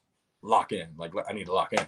Yeah, and then, yeah. I'm also like, wow, this is funny. Like, it's so different being at the opposite end of that stick and being like completely okay with it. Oh, he's just a kid like you. Yeah, he's young. He's only 24? Yeah, he's a stud athlete. Wow. Yeah, he's a stud. He's a cool dude too. Okay, so you go from and he went to Ohio State. So he's a big dude. Yeah, he's thick. It's funny too because like just like subconscious. How tall are you? You're a little over 6'3", 210? 6'3", 215. Okay, 215. Okay, sorry. Go ahead. You look a little thicker, by the way. Did you put on weight? I did. I put on probably 3 or 4 pounds since I saw it. I mean, you look great. Yeah, so it's like I'll just, not that it matters anymore, but still, like you're around these dudes all the time. I'm thinking like I'm watching like film practice. We're standing next to each other. I'm like, oh, we're all similar size, but it's funny. Like he's like 230, and I'm like, dude, where is this other 15 pounds? Like you are like just like solid. He just must be like super solid because I'm like looking at us. I'm like, yeah, maybe like a half inch taller, maybe same size, same height, and then but it's like 230. I'm like, wow. How old are you? Just turned 23. Okay. I mean, at the rate you're going, you could put on another 5 pounds of muscle in the next 365 days too, which would then put you 10 pounds behind him, right? Yes. Do you see everyone naked? Yeah. Yeah. So you know like who's like who's fit and who's chubby. Yeah. Yeah. Okay. Yeah. Okay. Well, that's good. And everyone looks good. Everyone looks strong and shit. I mean, there's some outliers. There's some dudes where it's like Tyson like, Fury. wow. Any Tyson Furies where you're like, he's the greatest fucking boxer who ever lived, and he looks like just a gelatinous sack of shit. Yeah, I've had that thought like many times. Not necessarily the Tyson Fury, but that's a good example because I've thought about that about him as well. But You're just like, what the fuck is going on I'll be here? in the sauna or I'll be getting in the sauna or the cold tub, and I'll just be like kind of glancing around, and then I'm like, damn, I can't. How in the world is this dude in the NFL? Like, how can you look like that and then be in the NFL? Like that's like, we're supposed to be like the 1%ers. Like, I can't believe. Yeah, that's unreal.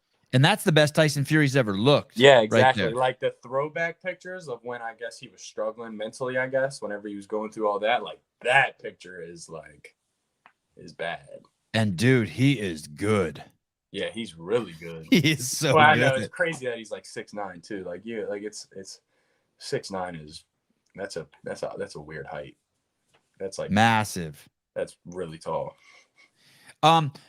So you're in the room, they talk to you. How long is that? That's about 30 minutes, and then we go Okay. to the team meeting, which is with everybody. And then how long is that? That's about 15 minutes. Coach Eberflus, our head coach, he'll get up there. He's a cool, funny dude. He'll talk some shit for about 15 minutes, talk about the day, what we're expecting, and then it'll break off into an offensive meeting, defensive meeting. So now we're with the whole offense. That one, depending on if we have an install for that day, if we got new plays going in, that could be about an hour long. So we go to that meeting for an hour. We talk about the plays. People are in there taking notes, listening to everything he's saying. He's going through all the new plays that are in. Then we leave that. We go. What about back. phone usage in those meetings? Any people just fucking around on their phones, or you don't do that? No. I hope not. No, that would be strange. But I got my iPad out. I'm taking notes on the iPad, whatever. And then we'll go back to the QB room, talk for about 5 minutes, and then we'll have a walkthrough in our indoor little spot, the ITC room. A walkthrough, nothing crazy. Is that an indoor field? That's an indoor field. It's an indoor like quarter of a field, like it's tiny. Okay. Like a good place to walk through. Do the walkthrough. And what are you wearing at this point? Are you in your? You're just in Chicago Bears gear, like just shirt, sweats, shoes. Just walk through, just talking through everything, making sure everybody's on the same page, and then we break that up. That's when you can go get taped and you go get ready to go out for practice, and then we go out to practice. And what does taped mean? Like if you need your ankles taped, or if your wrist taped, or you got anything bad, you got anything wrong going on, get that taken care of, and then eat a snack if you want, and then go out to practice. How many days does it take before it's like awkward and like you're still looking for the bathroom and like uncomfortable to like, okay, fuck, this is I'm like, this is what I do every day. By day 5 or 10, are you just like, this is home? Yeah, I would say about day 10 is when, probably around day 10 is when you're like, okay, I know what's going on. Like, I don't have to look at the schedule. Like, I know what's going on. I know where the bathroom's at. I know when I can take a bathroom break. Like, you know where to throw your shoes or your bandana, or just like you start to feel at home. Like this is my shit. Yes. God, that's so cool. And then that day's long. Then you go. Is there a debrief at the end of the day, or it's just practice? So then we go to practice. Then, for rookies, it's a way longer day, because after practice now it's like after practice all the vets and stuff and people go home. So it's like they get to go home. Their day's done after that. So then I go eat lunch. Then I have another meeting with the quarterback coach, just one-on-one for an hour. Every day? Every day of the week, Monday through Friday, yeah. Wow. That's some crazy investment they're putting in you. I know. Yeah, it is pretty crazy. You meet with the coach every day, one-on-one?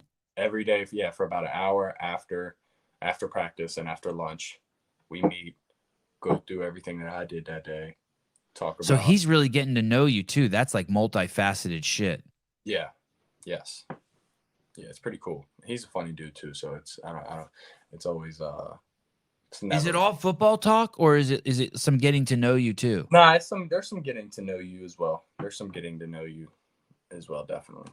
Because he coached at a Division II school, so he knows about a Division II school that I played actually. So he knows about Division II and that whole world, which I can't necessarily connect with people, a whole lot of people, on stuff like that. So that's pretty cool.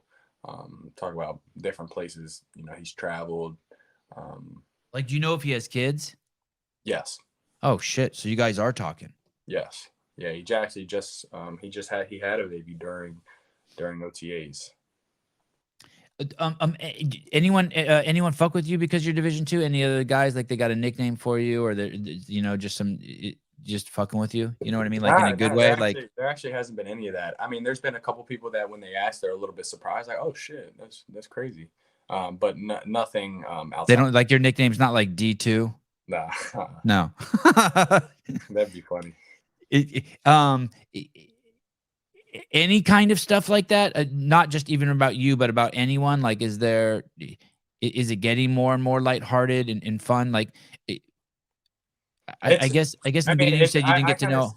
Yeah, like it's like, is it going to be sad when some guys get cut? Like, are there some guys you're like, fuck? Like, I know you don't want to get cut, but are there other guys you're like, fuck, that's going to suck if that dude gets cut? It'd be cool if we went together. Definitely, because it's just like, it's funny because it's just like any locker room I've ever been in. It's just a lot more expensive locker room, and it's a lot fancier, but it's like, it's still just dudes in there just playing football that are just talking shit and hanging out before and after practice, and it's all the same stuff, which is cool, because I was kind of wondering what that would be like, just considering everybody, most dudes making a lot of money, so you could kind of feel like that would change maybe a little bit of the dynamic in the locker room, but it's still the same.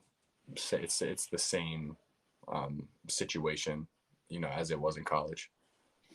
And then so you have that meeting with him after lunch, and then what happened? Did you play more?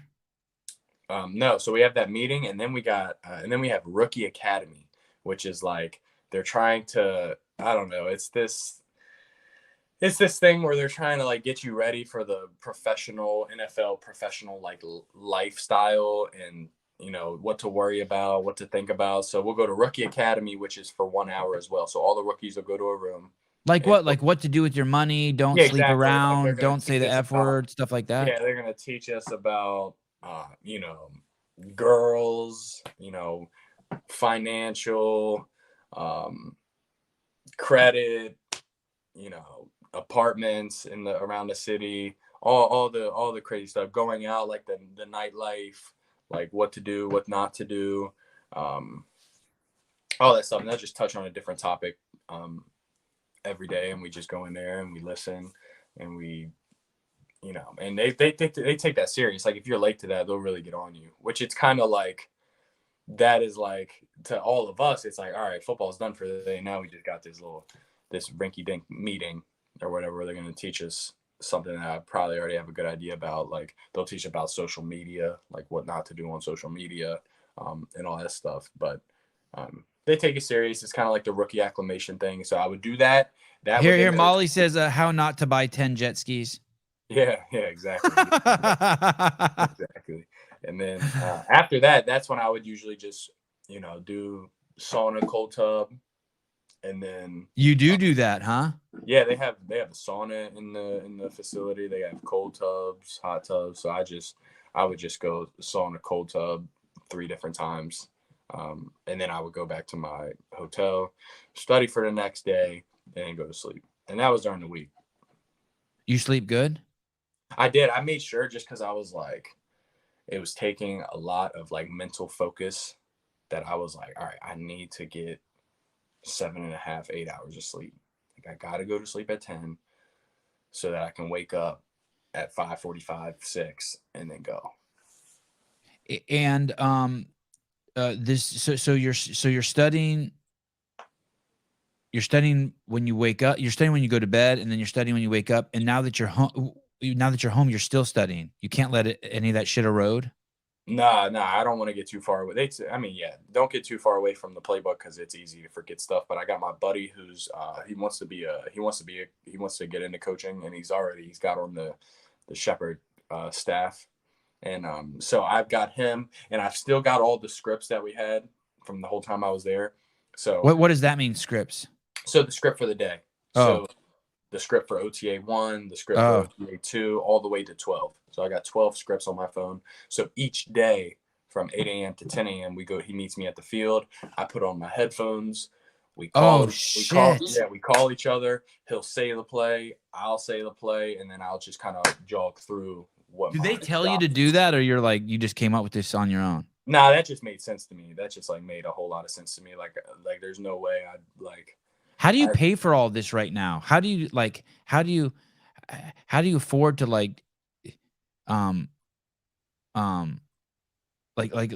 basically you're acting like a professional football player, but you're not getting paid yet, right? Yeah, I mean, I got my signing bonus, and okay. But I mean, I did a pretty good job making money through the whole pre-draft process. So you're not stressed out right now. You're good. No, I'm fine. Yeah, I'm good. And do you have a job? Like you flipping burgers from? No. Nope.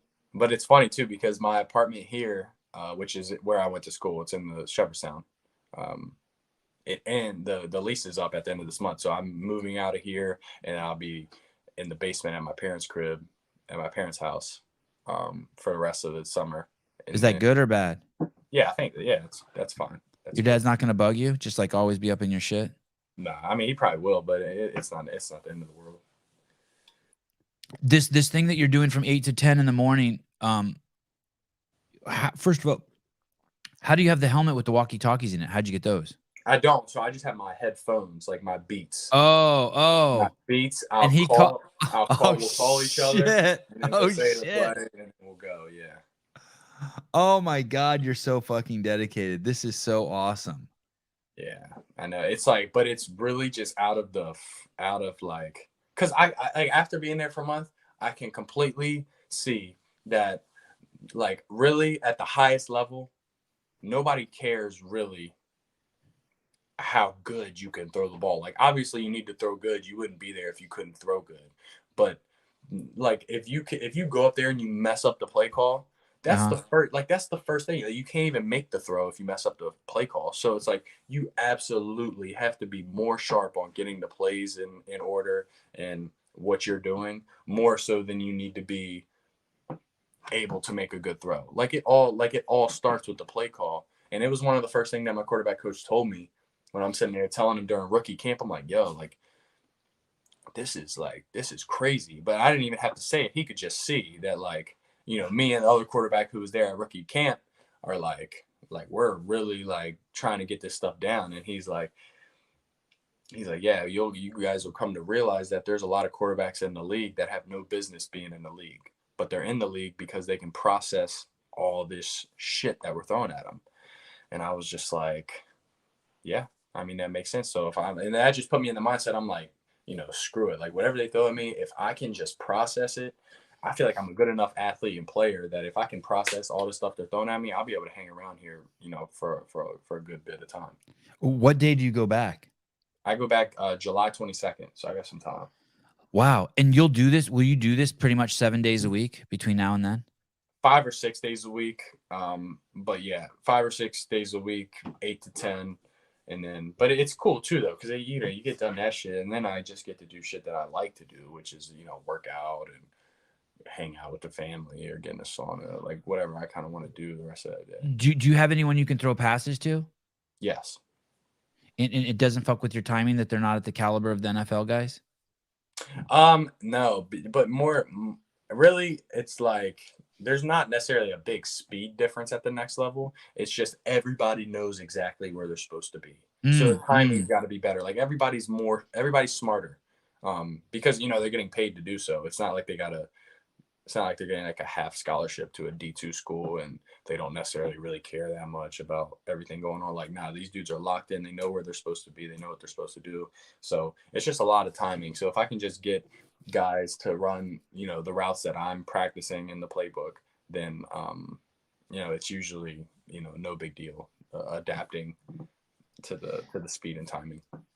Ken Walters, this dude knows he isn't guaranteed to make it, but is taking every step possible and thinking outside the box to make it. I just watched his podcast before. This type of dedication has made me a fan. Nice.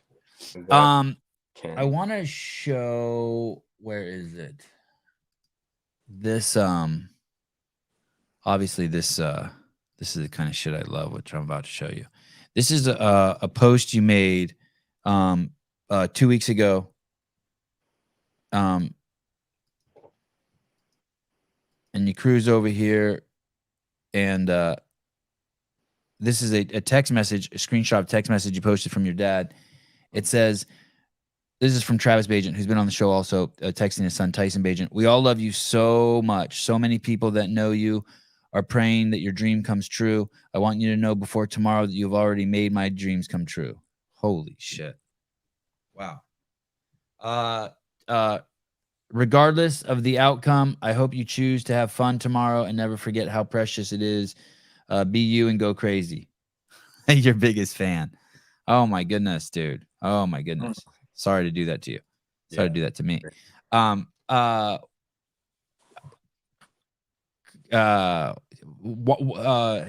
I don't even know what to say. The show's over. Thank you everyone for coming on. Tyson, good luck. Talk to you soon. What's the deal? What's the deal when dad sends that to you? Is that like, I know you put no one's stupid. You're obviously putting crazy amount of pressure on yourself to succeed.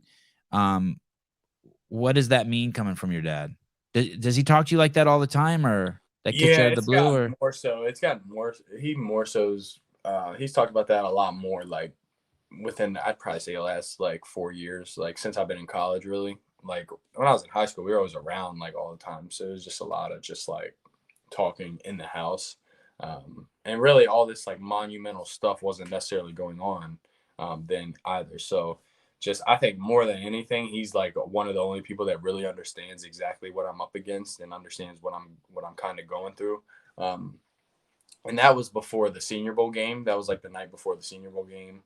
And it was funny. I was actually like just kind of pissed off earlier that day. I saw him, but just really quick.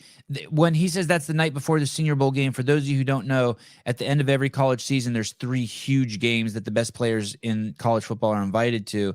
And there's one that's the pinnacle of that, and that's the Senior Bowl. And that's where Tyson was invited. So this isn't like Senior Bowl, like high school Senior Bowl or college Senior Bowl. This is like the Pro Bowl of all Pro Bowls for college football. Okay, sorry. So that day of the Senior Bowl. The night before that day, I got to see my family for the first time, but I was kind of pissed just because I felt like they were just like, I felt like I was getting judged based on where I was coming from, like in the quarterback room a little bit. Just like I just felt like they could see that I was having a moment where I was just like, man, they're totally like just seeing D2. Like they're just seeing, not your like, family. You mean like when you were not at my the family, game? like maybe like the quarterback coach I was with, or I don't even necessarily. I just remember I was like, man, these dudes think that they just think that these guys I'm on the team with are better than me. Like that's I'm just getting that vibe like from these guys, which I'm just like, wow, like how could this be happening, right? But then, and I was kind of just like pissed off about it. Hindsight, super dumb. Shouldn't even been mad at it at all. But then he texted me. It's kind of good though, right? It fuels you, right? It's good to have a little chip on your shoulder. Exactly. Get a little F you in there. I ended up going out the next day and I killed it and everything was great. But he sent me that message, which I think just like it just means so much because first of all, I'm a big family guy. Like I love my family more than anything in the world. And then it's also big because like the pressure that I put on myself, it's more so like, I don't even know how I would explain it. Like I put a lot of pressure on myself because I want to make, I want to play football first and foremost, but then I also want to make everybody proud. So then when I get stuff like that, which basically more so to me, all that did was just tell me that he loves me and that he doesn't even care if I go out there and shit the bed, right? Because it doesn't matter. Like you've already defied all the odds. You've already done everything. So then it puts me at ease of mind where I'm like, you know, I don't even necessarily need to worry about this. Like whatever's going to happen, like I've prepared myself. So whatever's going to happen is just going to happen. And, you know, my family's still going to love me at the end of the day, which is something you can get, like, at least for me, I can get caught up in the fact of like, oh, I need to do good at what I do in order to fit into the family dynamic. But that's just not the case. But I think a lot of times with just how much time I spend on this, it's like my day is made or not made based on how I perform in football. Which I think is just, you know, something simple like a text message like that, like him just like, you know, just showing me that like, hey, this shit really doesn't even matter. Like it's like that much. Like we love you. Like, so no matter what you do in this football thing, like, you know, who cares? Like everybody's on your side. Everybody knows what it took. Nobody else has been in this situation before. Like everything's all good. So it just puts me in the sense of like, you know, just let everything be as it will be. And just really all you can do is just work hard and prepare. So just there's this weird thing about like you'll hear someone who's rich or someone who's famous or someone who's really good at something be like, well, they only like me because I'm rich and famous. Yeah. Or because I'm only good. And part of me wants to be like, yeah, so what? Yeah. Like obviously it's different with your family. I'm not pushing back on what you're saying. Like I feel you. But another part is like we all want to be around winners. If you were Tyson Bagent, the dude who graduated from high school, and you were selling real estate, and I would be like, oh, that, and your dad was sending me like, look, Tyson sold his first house for 42. It sold a trailer in West Virginia, like that trailer in West Virginia for $18,000, and you know he made a little commission, and here he is, you know, driving a Civic around. You probably wouldn't be on my podcast. Yeah.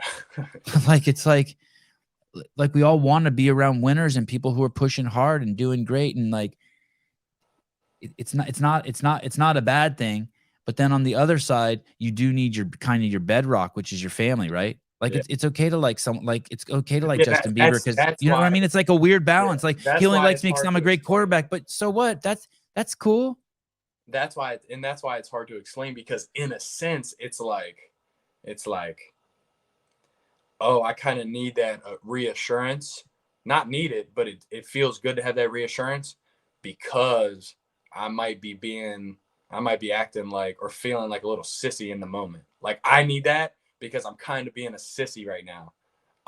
In a sense of like, oh, you know, this football stuff is hard, and you know, it's stressing me out. Like, oh man, it's, you know, this whole process is scary, and you know, I don't know if I can handle it. And it's like, boom, you get that text, and you're like, oh, okay, yeah, hold up, it doesn't even really necessarily matter if I go out there and shit the bed. My family knows I've been grinding for this, right, not day in and day out. So it's like, because I'm kind of in that mode of acting like a little girl, that's really the only reason that type of reassurance feels good. If I was in the mindset of like, oh, you know, I'm the man, I don't care, I'm about to go out there, I know I'm prepared, I'm about to go out, do my thing, I don't got to think about anything, I'm good, that text wouldn't mean as much.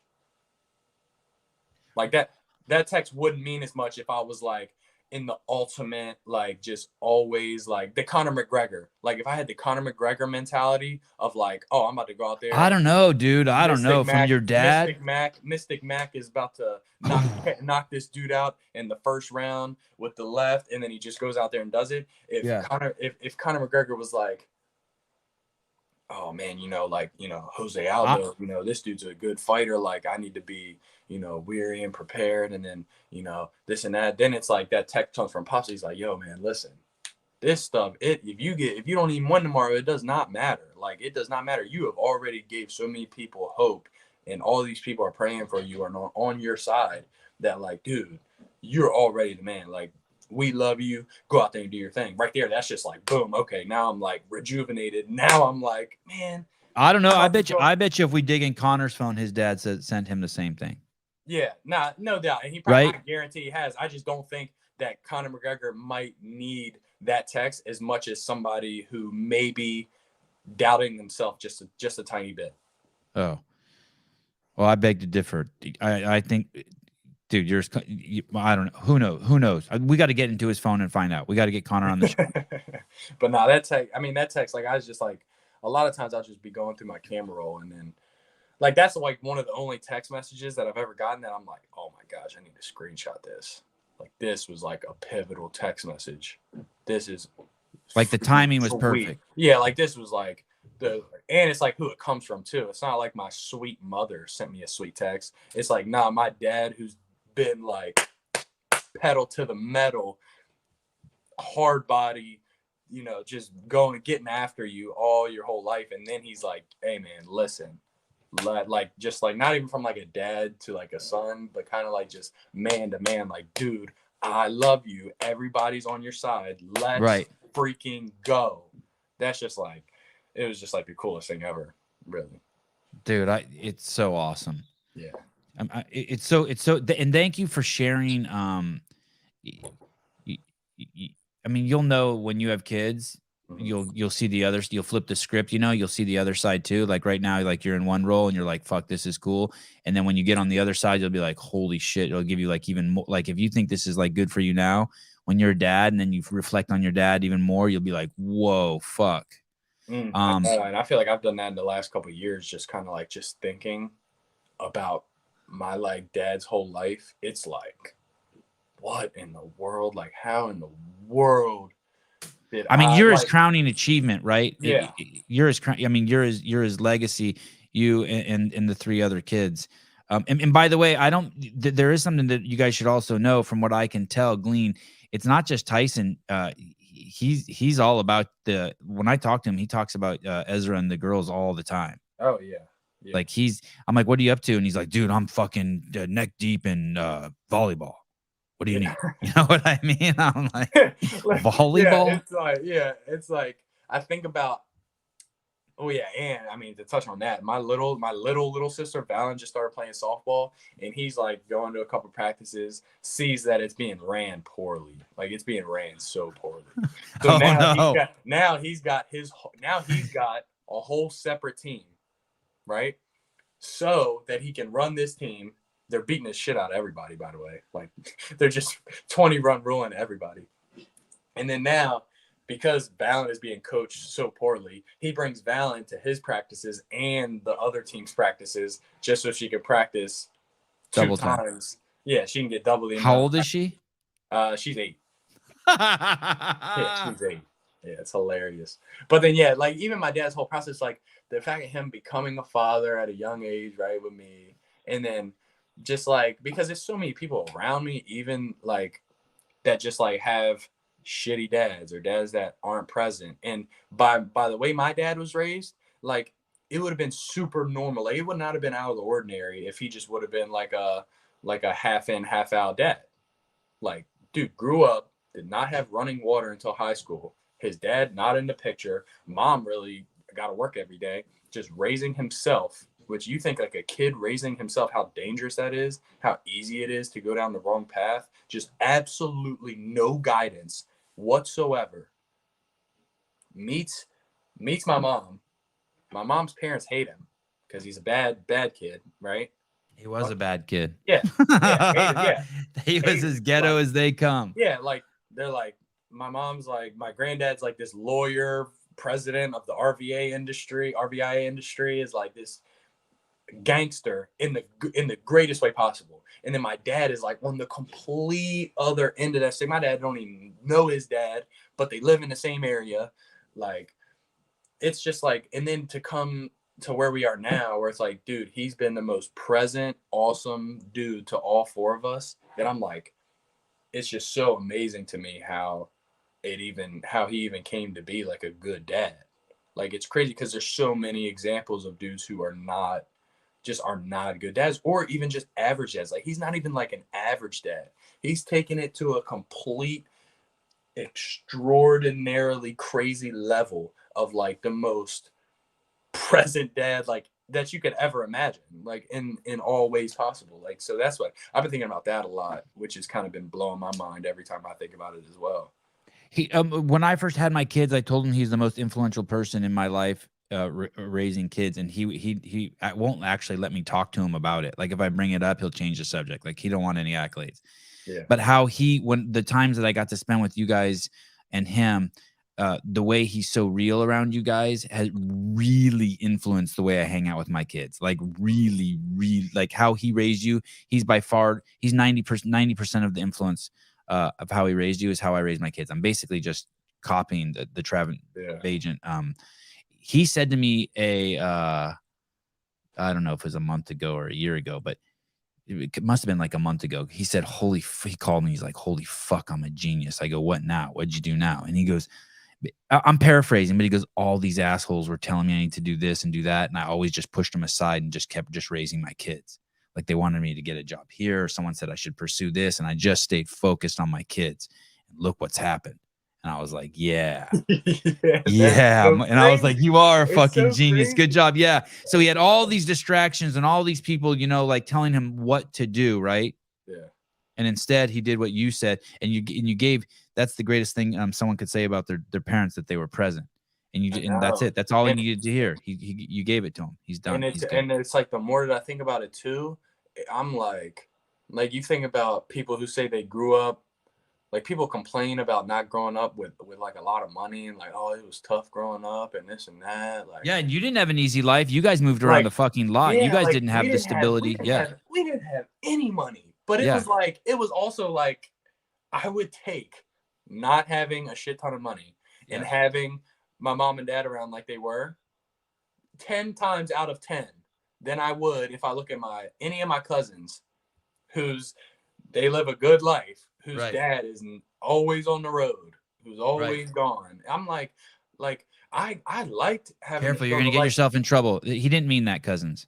I get myself in trouble all the time. No, and I think that they're all great in their own way. But I'm like, if I had to go back and choose, I'm choosing the fact that my dad had a kids CrossFit class out of our garage Monday, Wednesday, Friday right as soon as I got done after school, that he probably made like no money off of. No. But like did it for years. And I'm like, dude, I would take that 10 times out of 10 than any of the other circumstances. Because even when we were struggling, like we're using like space heaters to heat the house for like a couple winters. I'm like, that was like a task and a struggle that made us like tougher, like made us like, we had to figure out how to we had to figure that shit out. Like it was like, all right, I know when I get out of the shower, I'm going to be freezing cold. Right. I need to hustle from the shower to the space heater, get dry off as soon as I can, get my clothes on and get under the bed, get into the bed. Like it was like shit like that, where I was like, it's gave me like a human sized callus, so to speak.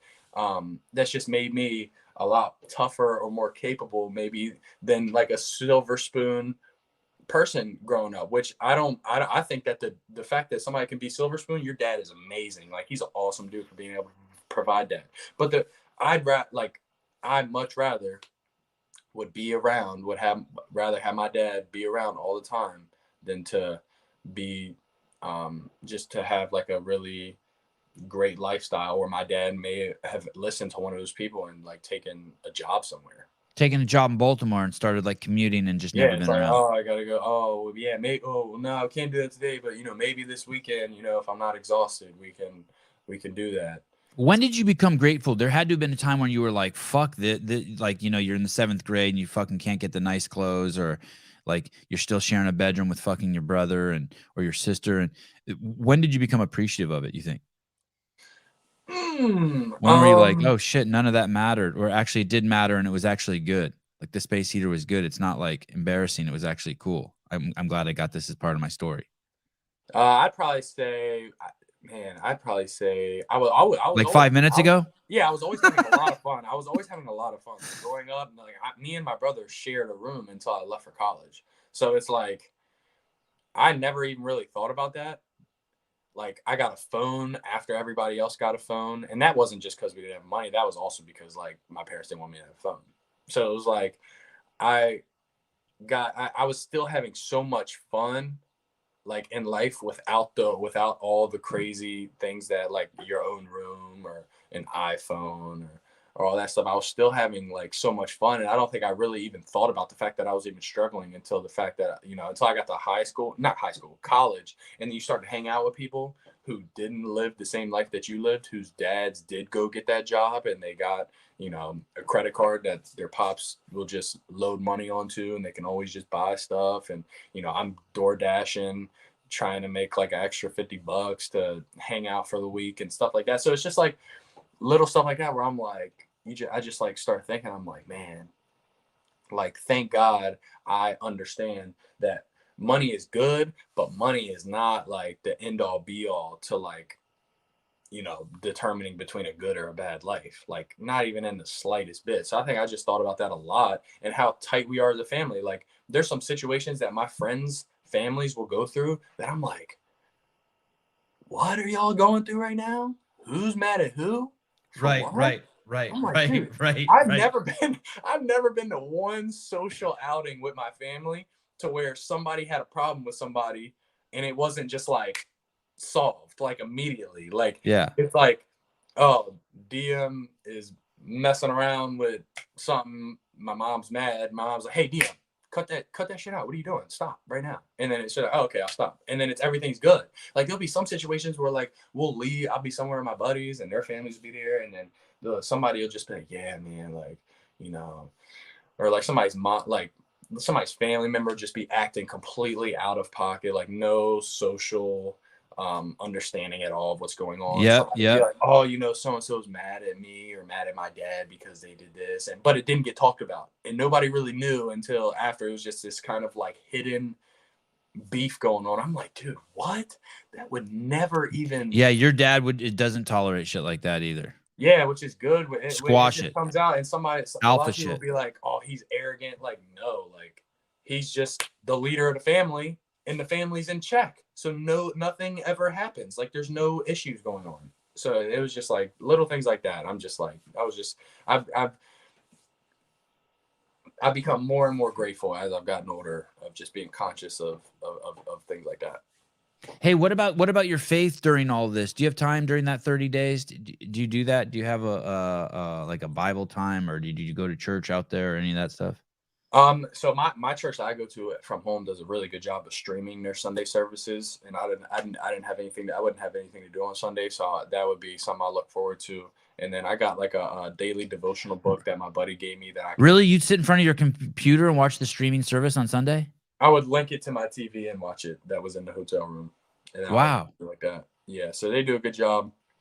And then really, I mean, so I kind of like just using anything I could, like, I mean, honestly speaking, like, I don't really I believe I am religious and I believe in the Bible. Right. But I'm also human. Right. So I'm not necessarily exactly sure if everything went down exactly how they say in the Bible. Like I don't want to say dumb enough. I'm not oblivious enough to say that, it happened exactly how they say in the Bible. Like Jesus died 3 days later, he rose and all this crazy shit. And Mary got pregnant without ever having sex and all these things, right? Like, I'm not even necessarily sure if I'm just there. I have questions, but once again, if it is true, I've been using that as another tool. I'm just praying like, oh my God, Jesus, please give me the strength to absorb all this information, all the plays, and to operate at the highest level tomorrow, watch over my family, this and all this, all that. Like, just please, help me out, my family out, the world out, help everything out. And I'm just using that because, once again, if it's real, if it's true, then I'm reaping those benefits. If it's not true, then it made me feel good anyway about everything going on. So I just been using that too, of just like using kind of prayer to help aid me in any way possible, once again, because I know I got an uphill battle continuously. All the tools. Yeah.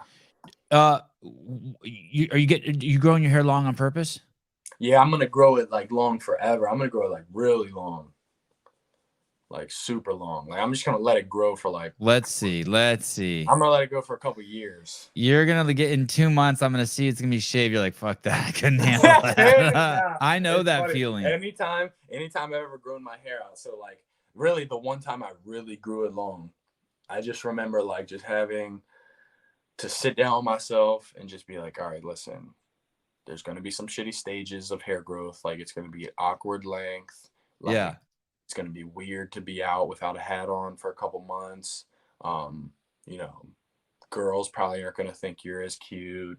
You know, your mom's probably going to be upset that you're showing up at family events with your hair looking like that. Your dad's probably going to make fun of you, but it doesn't matter. You just do what you need to do, style it however your mom needs you to style it, and then you just let it grow. And I had that sit down with myself, and I'm already like, I'm starting to get like people say that my hair's getting long, which is cool. I think this is like 2 or 3 months of growth.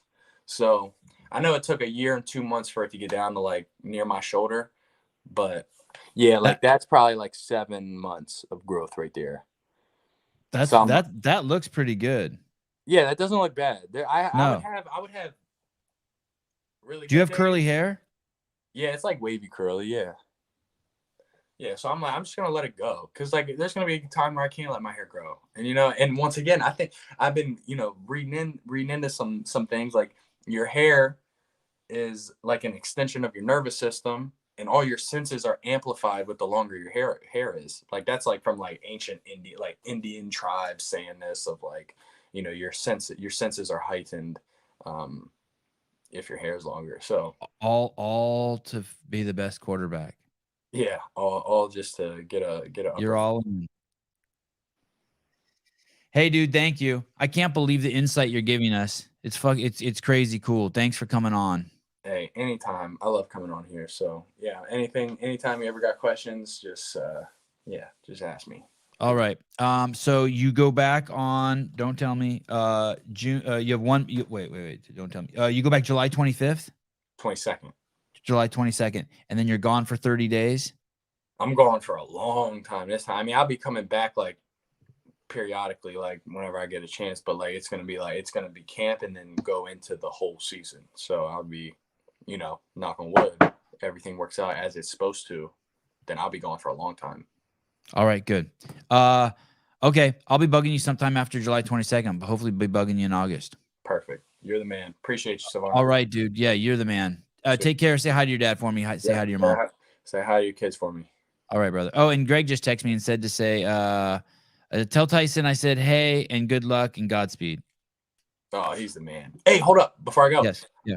My mentor / buddy is a huge CrossFit advocate, health and wellness advocate, and he's dealing with all the crazy shit going on in the school system. He's a teacher at Martinsburg High School. He's like the mentor of my life. He wants to start a CrossFit program in the high school? No. He's a huge CrossFit advocate. He's who I do a lot of my CrossFit with. And he's a teacher, and he's witnessing all the crazy stuff that's happening in the school systems. Oh, right.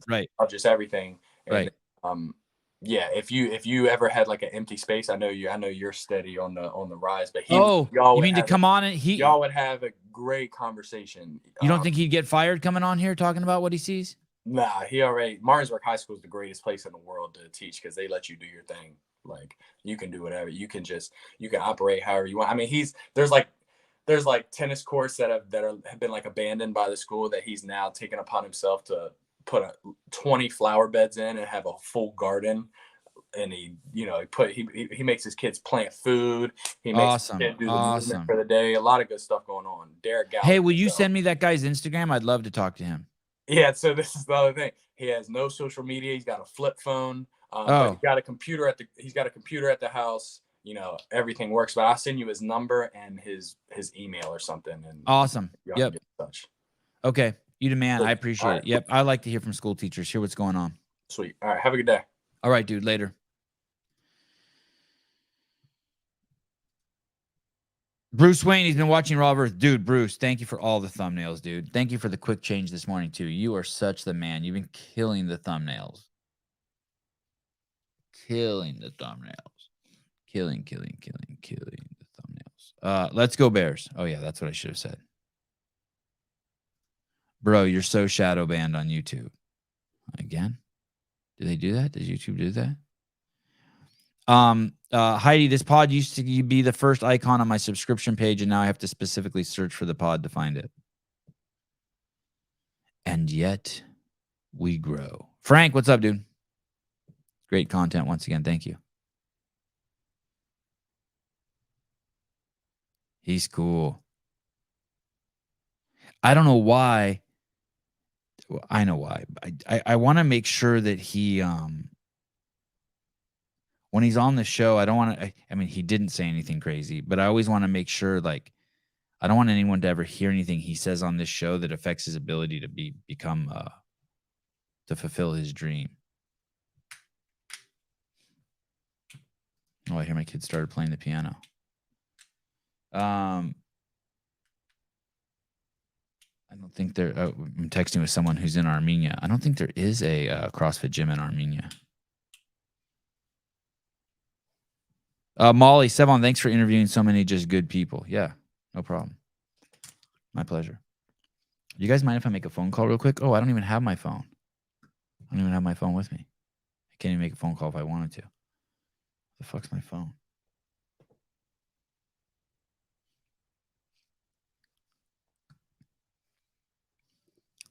Turntable. Tableable. Got me inspired. He's focused, man. Dude is focused. Okay. Let's see. Are we going to breakfast? Hang on for a second. What are we doing here? We have Tyson Bagent on.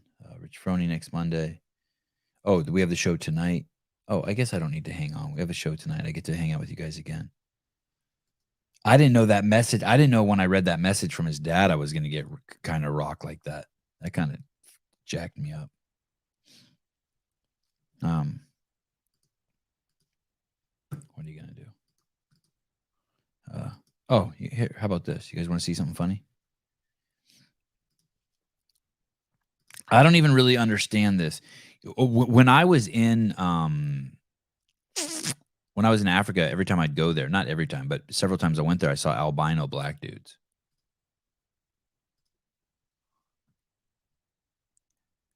More often than you'd expect. Like, what are the odds I'd see it once, let alone many times? I didn't think it was very common, but there'd be trips where I'd see 3 different albino black dudes. But I saw this the other day. I thought this was funny as shit. Look at this right here. Okay. We'll watch this a couple times. I think it's funny. Here we go. That's a white black man. Are you a white black man? Wait, what? Are you a white black man? Wait, A white black man. No, I'm a black man. No, you're the first white black man. What do you mean the first one? You're a white black man. No, I'm a black man. No, I know a nigga when I see a nigga. Oh, man. Oh, you might be black. Okay, you black. You black. My bad. You know That's a white black man. Are you a white black man? It kind of looks like Chris Cooper from Two Brain Business. No, it's not 1 in 100. There's no way. It's got to be 1 in a million. That's what I mean. It's got to be so. I mean, I don't even see any albino white people. I see more albino black people than white people. I don't even know at that point. I don't even know how I know they're black. Like, what is it? His hair or what? Like, shape of his head? I don't know. What makes that guy black? I can go either way with this dude. I mean, I believe him. Is he really a black dude? It's crazy, right? That's what makes it so fucking ridiculous to call people black or white. Albino? You think that's an albino? Albino melanated dude? Sevi, you're an albino black dude. Oh, his hog. The eyes and the jaw. They got their own. The melanated people have their own eyes and jaw. I mean, you can't even say that. They don't even. When you go to the continent, they don't even look anything alike. A Kenyan looks nothing like a dude from Nigeria or Ethiopia, or all these fuckers look. Everyone looks different. It's like comparing like those Icelandic people to Armenians. Wait, what? Are you a white black man? Wait, A white black man. No, I'm a black man. No, you're the first white black man. What do you mean the first one? You're a white black man. No, I'm a black man. No, I know a nigga when I see a nigga. Oh, man. So when he says, "Oh man," and puts his hand like this, that's the telltale sign that they're brothers. Oh, you might be black. Okay, he black. My bad. I wonder if that's someone famous. I mean, what's he doing? He's just in his robe, just walking around a hotel in his robe. Yeah, maybe that's how just famous dudes do it, I guess.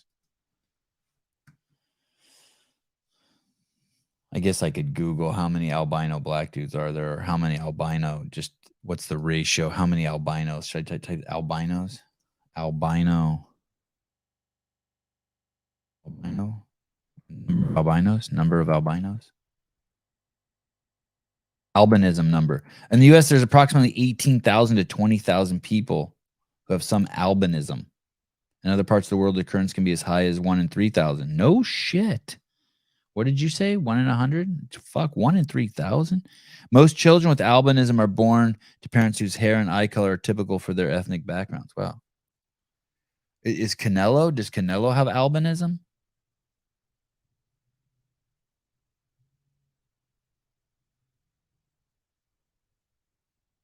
Dude, albinism affects people of all ethnic backgrounds. It's frequently worldwide and estimated to be approximately 1 in 17,000. Okay. Well, shit, that's more than I thought. Prevalence of the different forms of albinism varies considerably by population, and is highest overall in people of sub-Saharan African descent. Well, fucking A. Didn't I tell you? I couldn't believe how many albinos I saw when I went to, I wonder if albino is a bad word. Are you allowed to say albino? I wonder if that's derogatory. You're supposed to call him paleface? I don't know. But, yeah, shitloads. Every time, I couldn't believe how many, every time I went there, it feels like, or every other time I went there, I saw a few albinos, black dudes. I titled that, "What the fuck is going on here?" Can you imagine just walking up to a dude and just being like, it's a white black dude. It's a white black dude. Oh, shit. No shit. Damn. This was a good clip. Fuck, it says it's no longer available. Damn. Hey, I think the lesbians are tapping. I think that LGBTQT thing is going to be toast soon. I think they're going to lose the L. I'm dead serious. I think the L's getting ready to bail. I don't think that the dykes are hanging. What is it? I think that they've had their fill of fucking. Listen, all women, whether you're fucking lesbian or straight, you should not be affiliated with dudes sexually in any way other than to procreate. You've heard it here first. Okay, back to something else fun. You guys want us to do something fun? Look at this shit. This is a little old. I don't know. This is a couple months old. Floyd, I didn't even know Floyd Mayweather was still boxing. I mean, you guys know I'm a fucking fight fan. I don't know what the fuck's going on here. How I could not know. But this is Floyd was doing an exhibition match against Gotti. And in the 6th round, it got called. I guess there was a ton of shit talking during the fight. Yeah, no more lesbians. They're getting out. I'm telling you, you heard it here first. The L is getting, yeah, LBGTQ cage match. No, it's gonna just be BGTQ. I'm telling you, the lesbians have had it. They aren't doing the kid diddling shit. They're not. It's all dude shit. They're getting the fuck out. There's no fucking way the dykes are hanging. They're done. They're not like the others. The dudes need their own smorgasbord. The women should not be involved. It's like bathrooms, dude. There shouldn't even be. We should just throw the word homosexual away. There shouldn't be a generic term for that. It should just. Lesbians are, like Serena Williams said, like there's no comparison. Men and women's tennis is so different that it's really not even the same sport. It's like that. Lesbians and I don't know what you call dudes. Gay dudes? Is gay specifically for dudes? Whatever it is, they're not the same. They're just not. So they're getting out. I wish I had that clip. It was so good. Anyway, back to this. This is more fun anyway. So look at the size of Floyd Mayweather's bouncers and look how good they are. Yeah, listen, yeah. The feminists are done. My mom is a lifelong feminist from the 60s. She's not even happy with some of the stuff today. Yeah, it's done. I'm watching just the biggest liberal junkies, crackheads. Oh, shit. Oh, really? You're almost there? Oh, fuck. Well, fuck. We're too late. Oh. Oh, fuck. Okay. Never mind. See you guys later. Fuck, I missed breakfast. Damn it. Floyd Mayweather, here he is. He's fighting Gotti, and there's so much shit talking in the match. The ref stops it. It's supposed to be an exhibition match. Man, Gotti looks huge compared to Floyd. Look at Gotti. I think that shot that Floyd gave him right there hurt him too. By the way. Oh, that one hurt him. You saw that? Now watch. Look at the guy standing behind Floyd Mayweather. I'm gonna rewind this again. That second shot Floyd hits him with after the fight's been called hurts God. Look at wobbling. Look at the bouncer. You see that giant bouncer coming behind? I better lower the volume on this. That giant bouncer coming. There he is, right there. You guys see him? Look at that dude. He starts swinging over Floyd's head. Look, like to protect Floyd. Look at it. Now watch the bouncers. Watch what they do. Gotti's in the corner. That's Floyd May. I think that's the CEO right there in the face of Gotti of the money team. I'm pointing with my finger, but this dude, you see me circling him? He gets in the face of Gotti. Now watch what look at these dudes. Look at these monsters with these black hats on. Dude, they make Floyd Mayweather look like a little bite. Now watch what they do here. Watch what they look at Gotti just stuck in the corner. Look at all the giant dudes. There's a giant white dude back here with a yellow TMT hat. Watch their technique here. Watch what they start doing. Watch what they start doing. They start just pushing. Oh, where did Gotti go? Oh yeah, Gotti's still in there. Is Gotti still in there? There he is. Does he jump out? He needs to jump out. Oh no. So he's just getting smashed. So you have 3 dudes or 4 dudes who weigh over 300 pounds each. So that's 1,000 pounds of men just pushing into the corner. Look at that. I want to point out there's no women in there. There's not a single woman in that mix.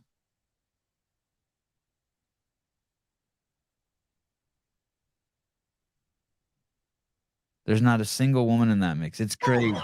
Look at that. Look at this giant dude back here with this black dude with the yellow TMT hat.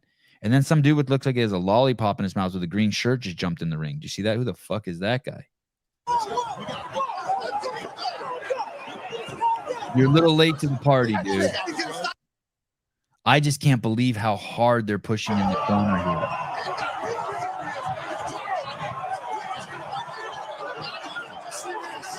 It's 1, 2, 3 guys stopping like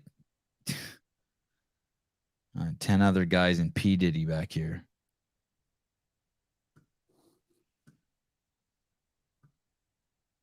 Wouldn't you like to have been in the room when Puff Daddy changed his name to P. Diddy? He's like, feeling a little more like a P. Diddy. Feeling more like a P. Diddy.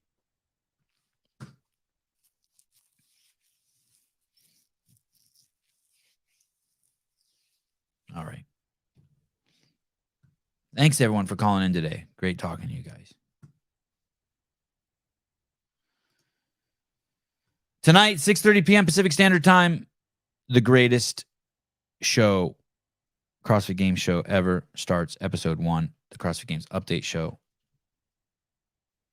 The plan every Friday night, Friday evening, 6:30 Pacific Standard Time.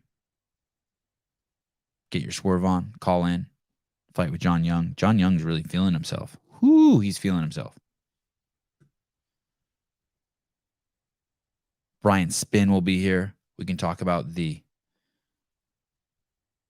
best, the newest, the greatest, the pinnacle, what the sport has needed. Finally, a ranking system. I don't like to lean on other sports and said they did it right, but that college football rankings killer, where they just have about the pundits, the press, rank them. It's cool. He's doing it. He did it.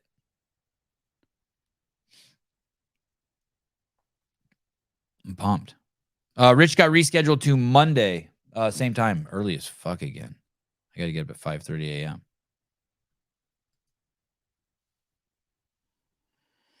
Hi, Jody.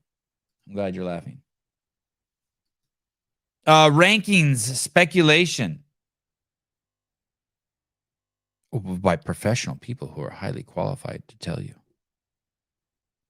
to speculate. I have a PhD in speculation.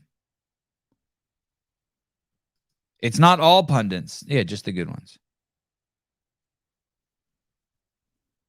I'm so excited about it. On that note, Manny Spiegel, love you guys. Bye-bye.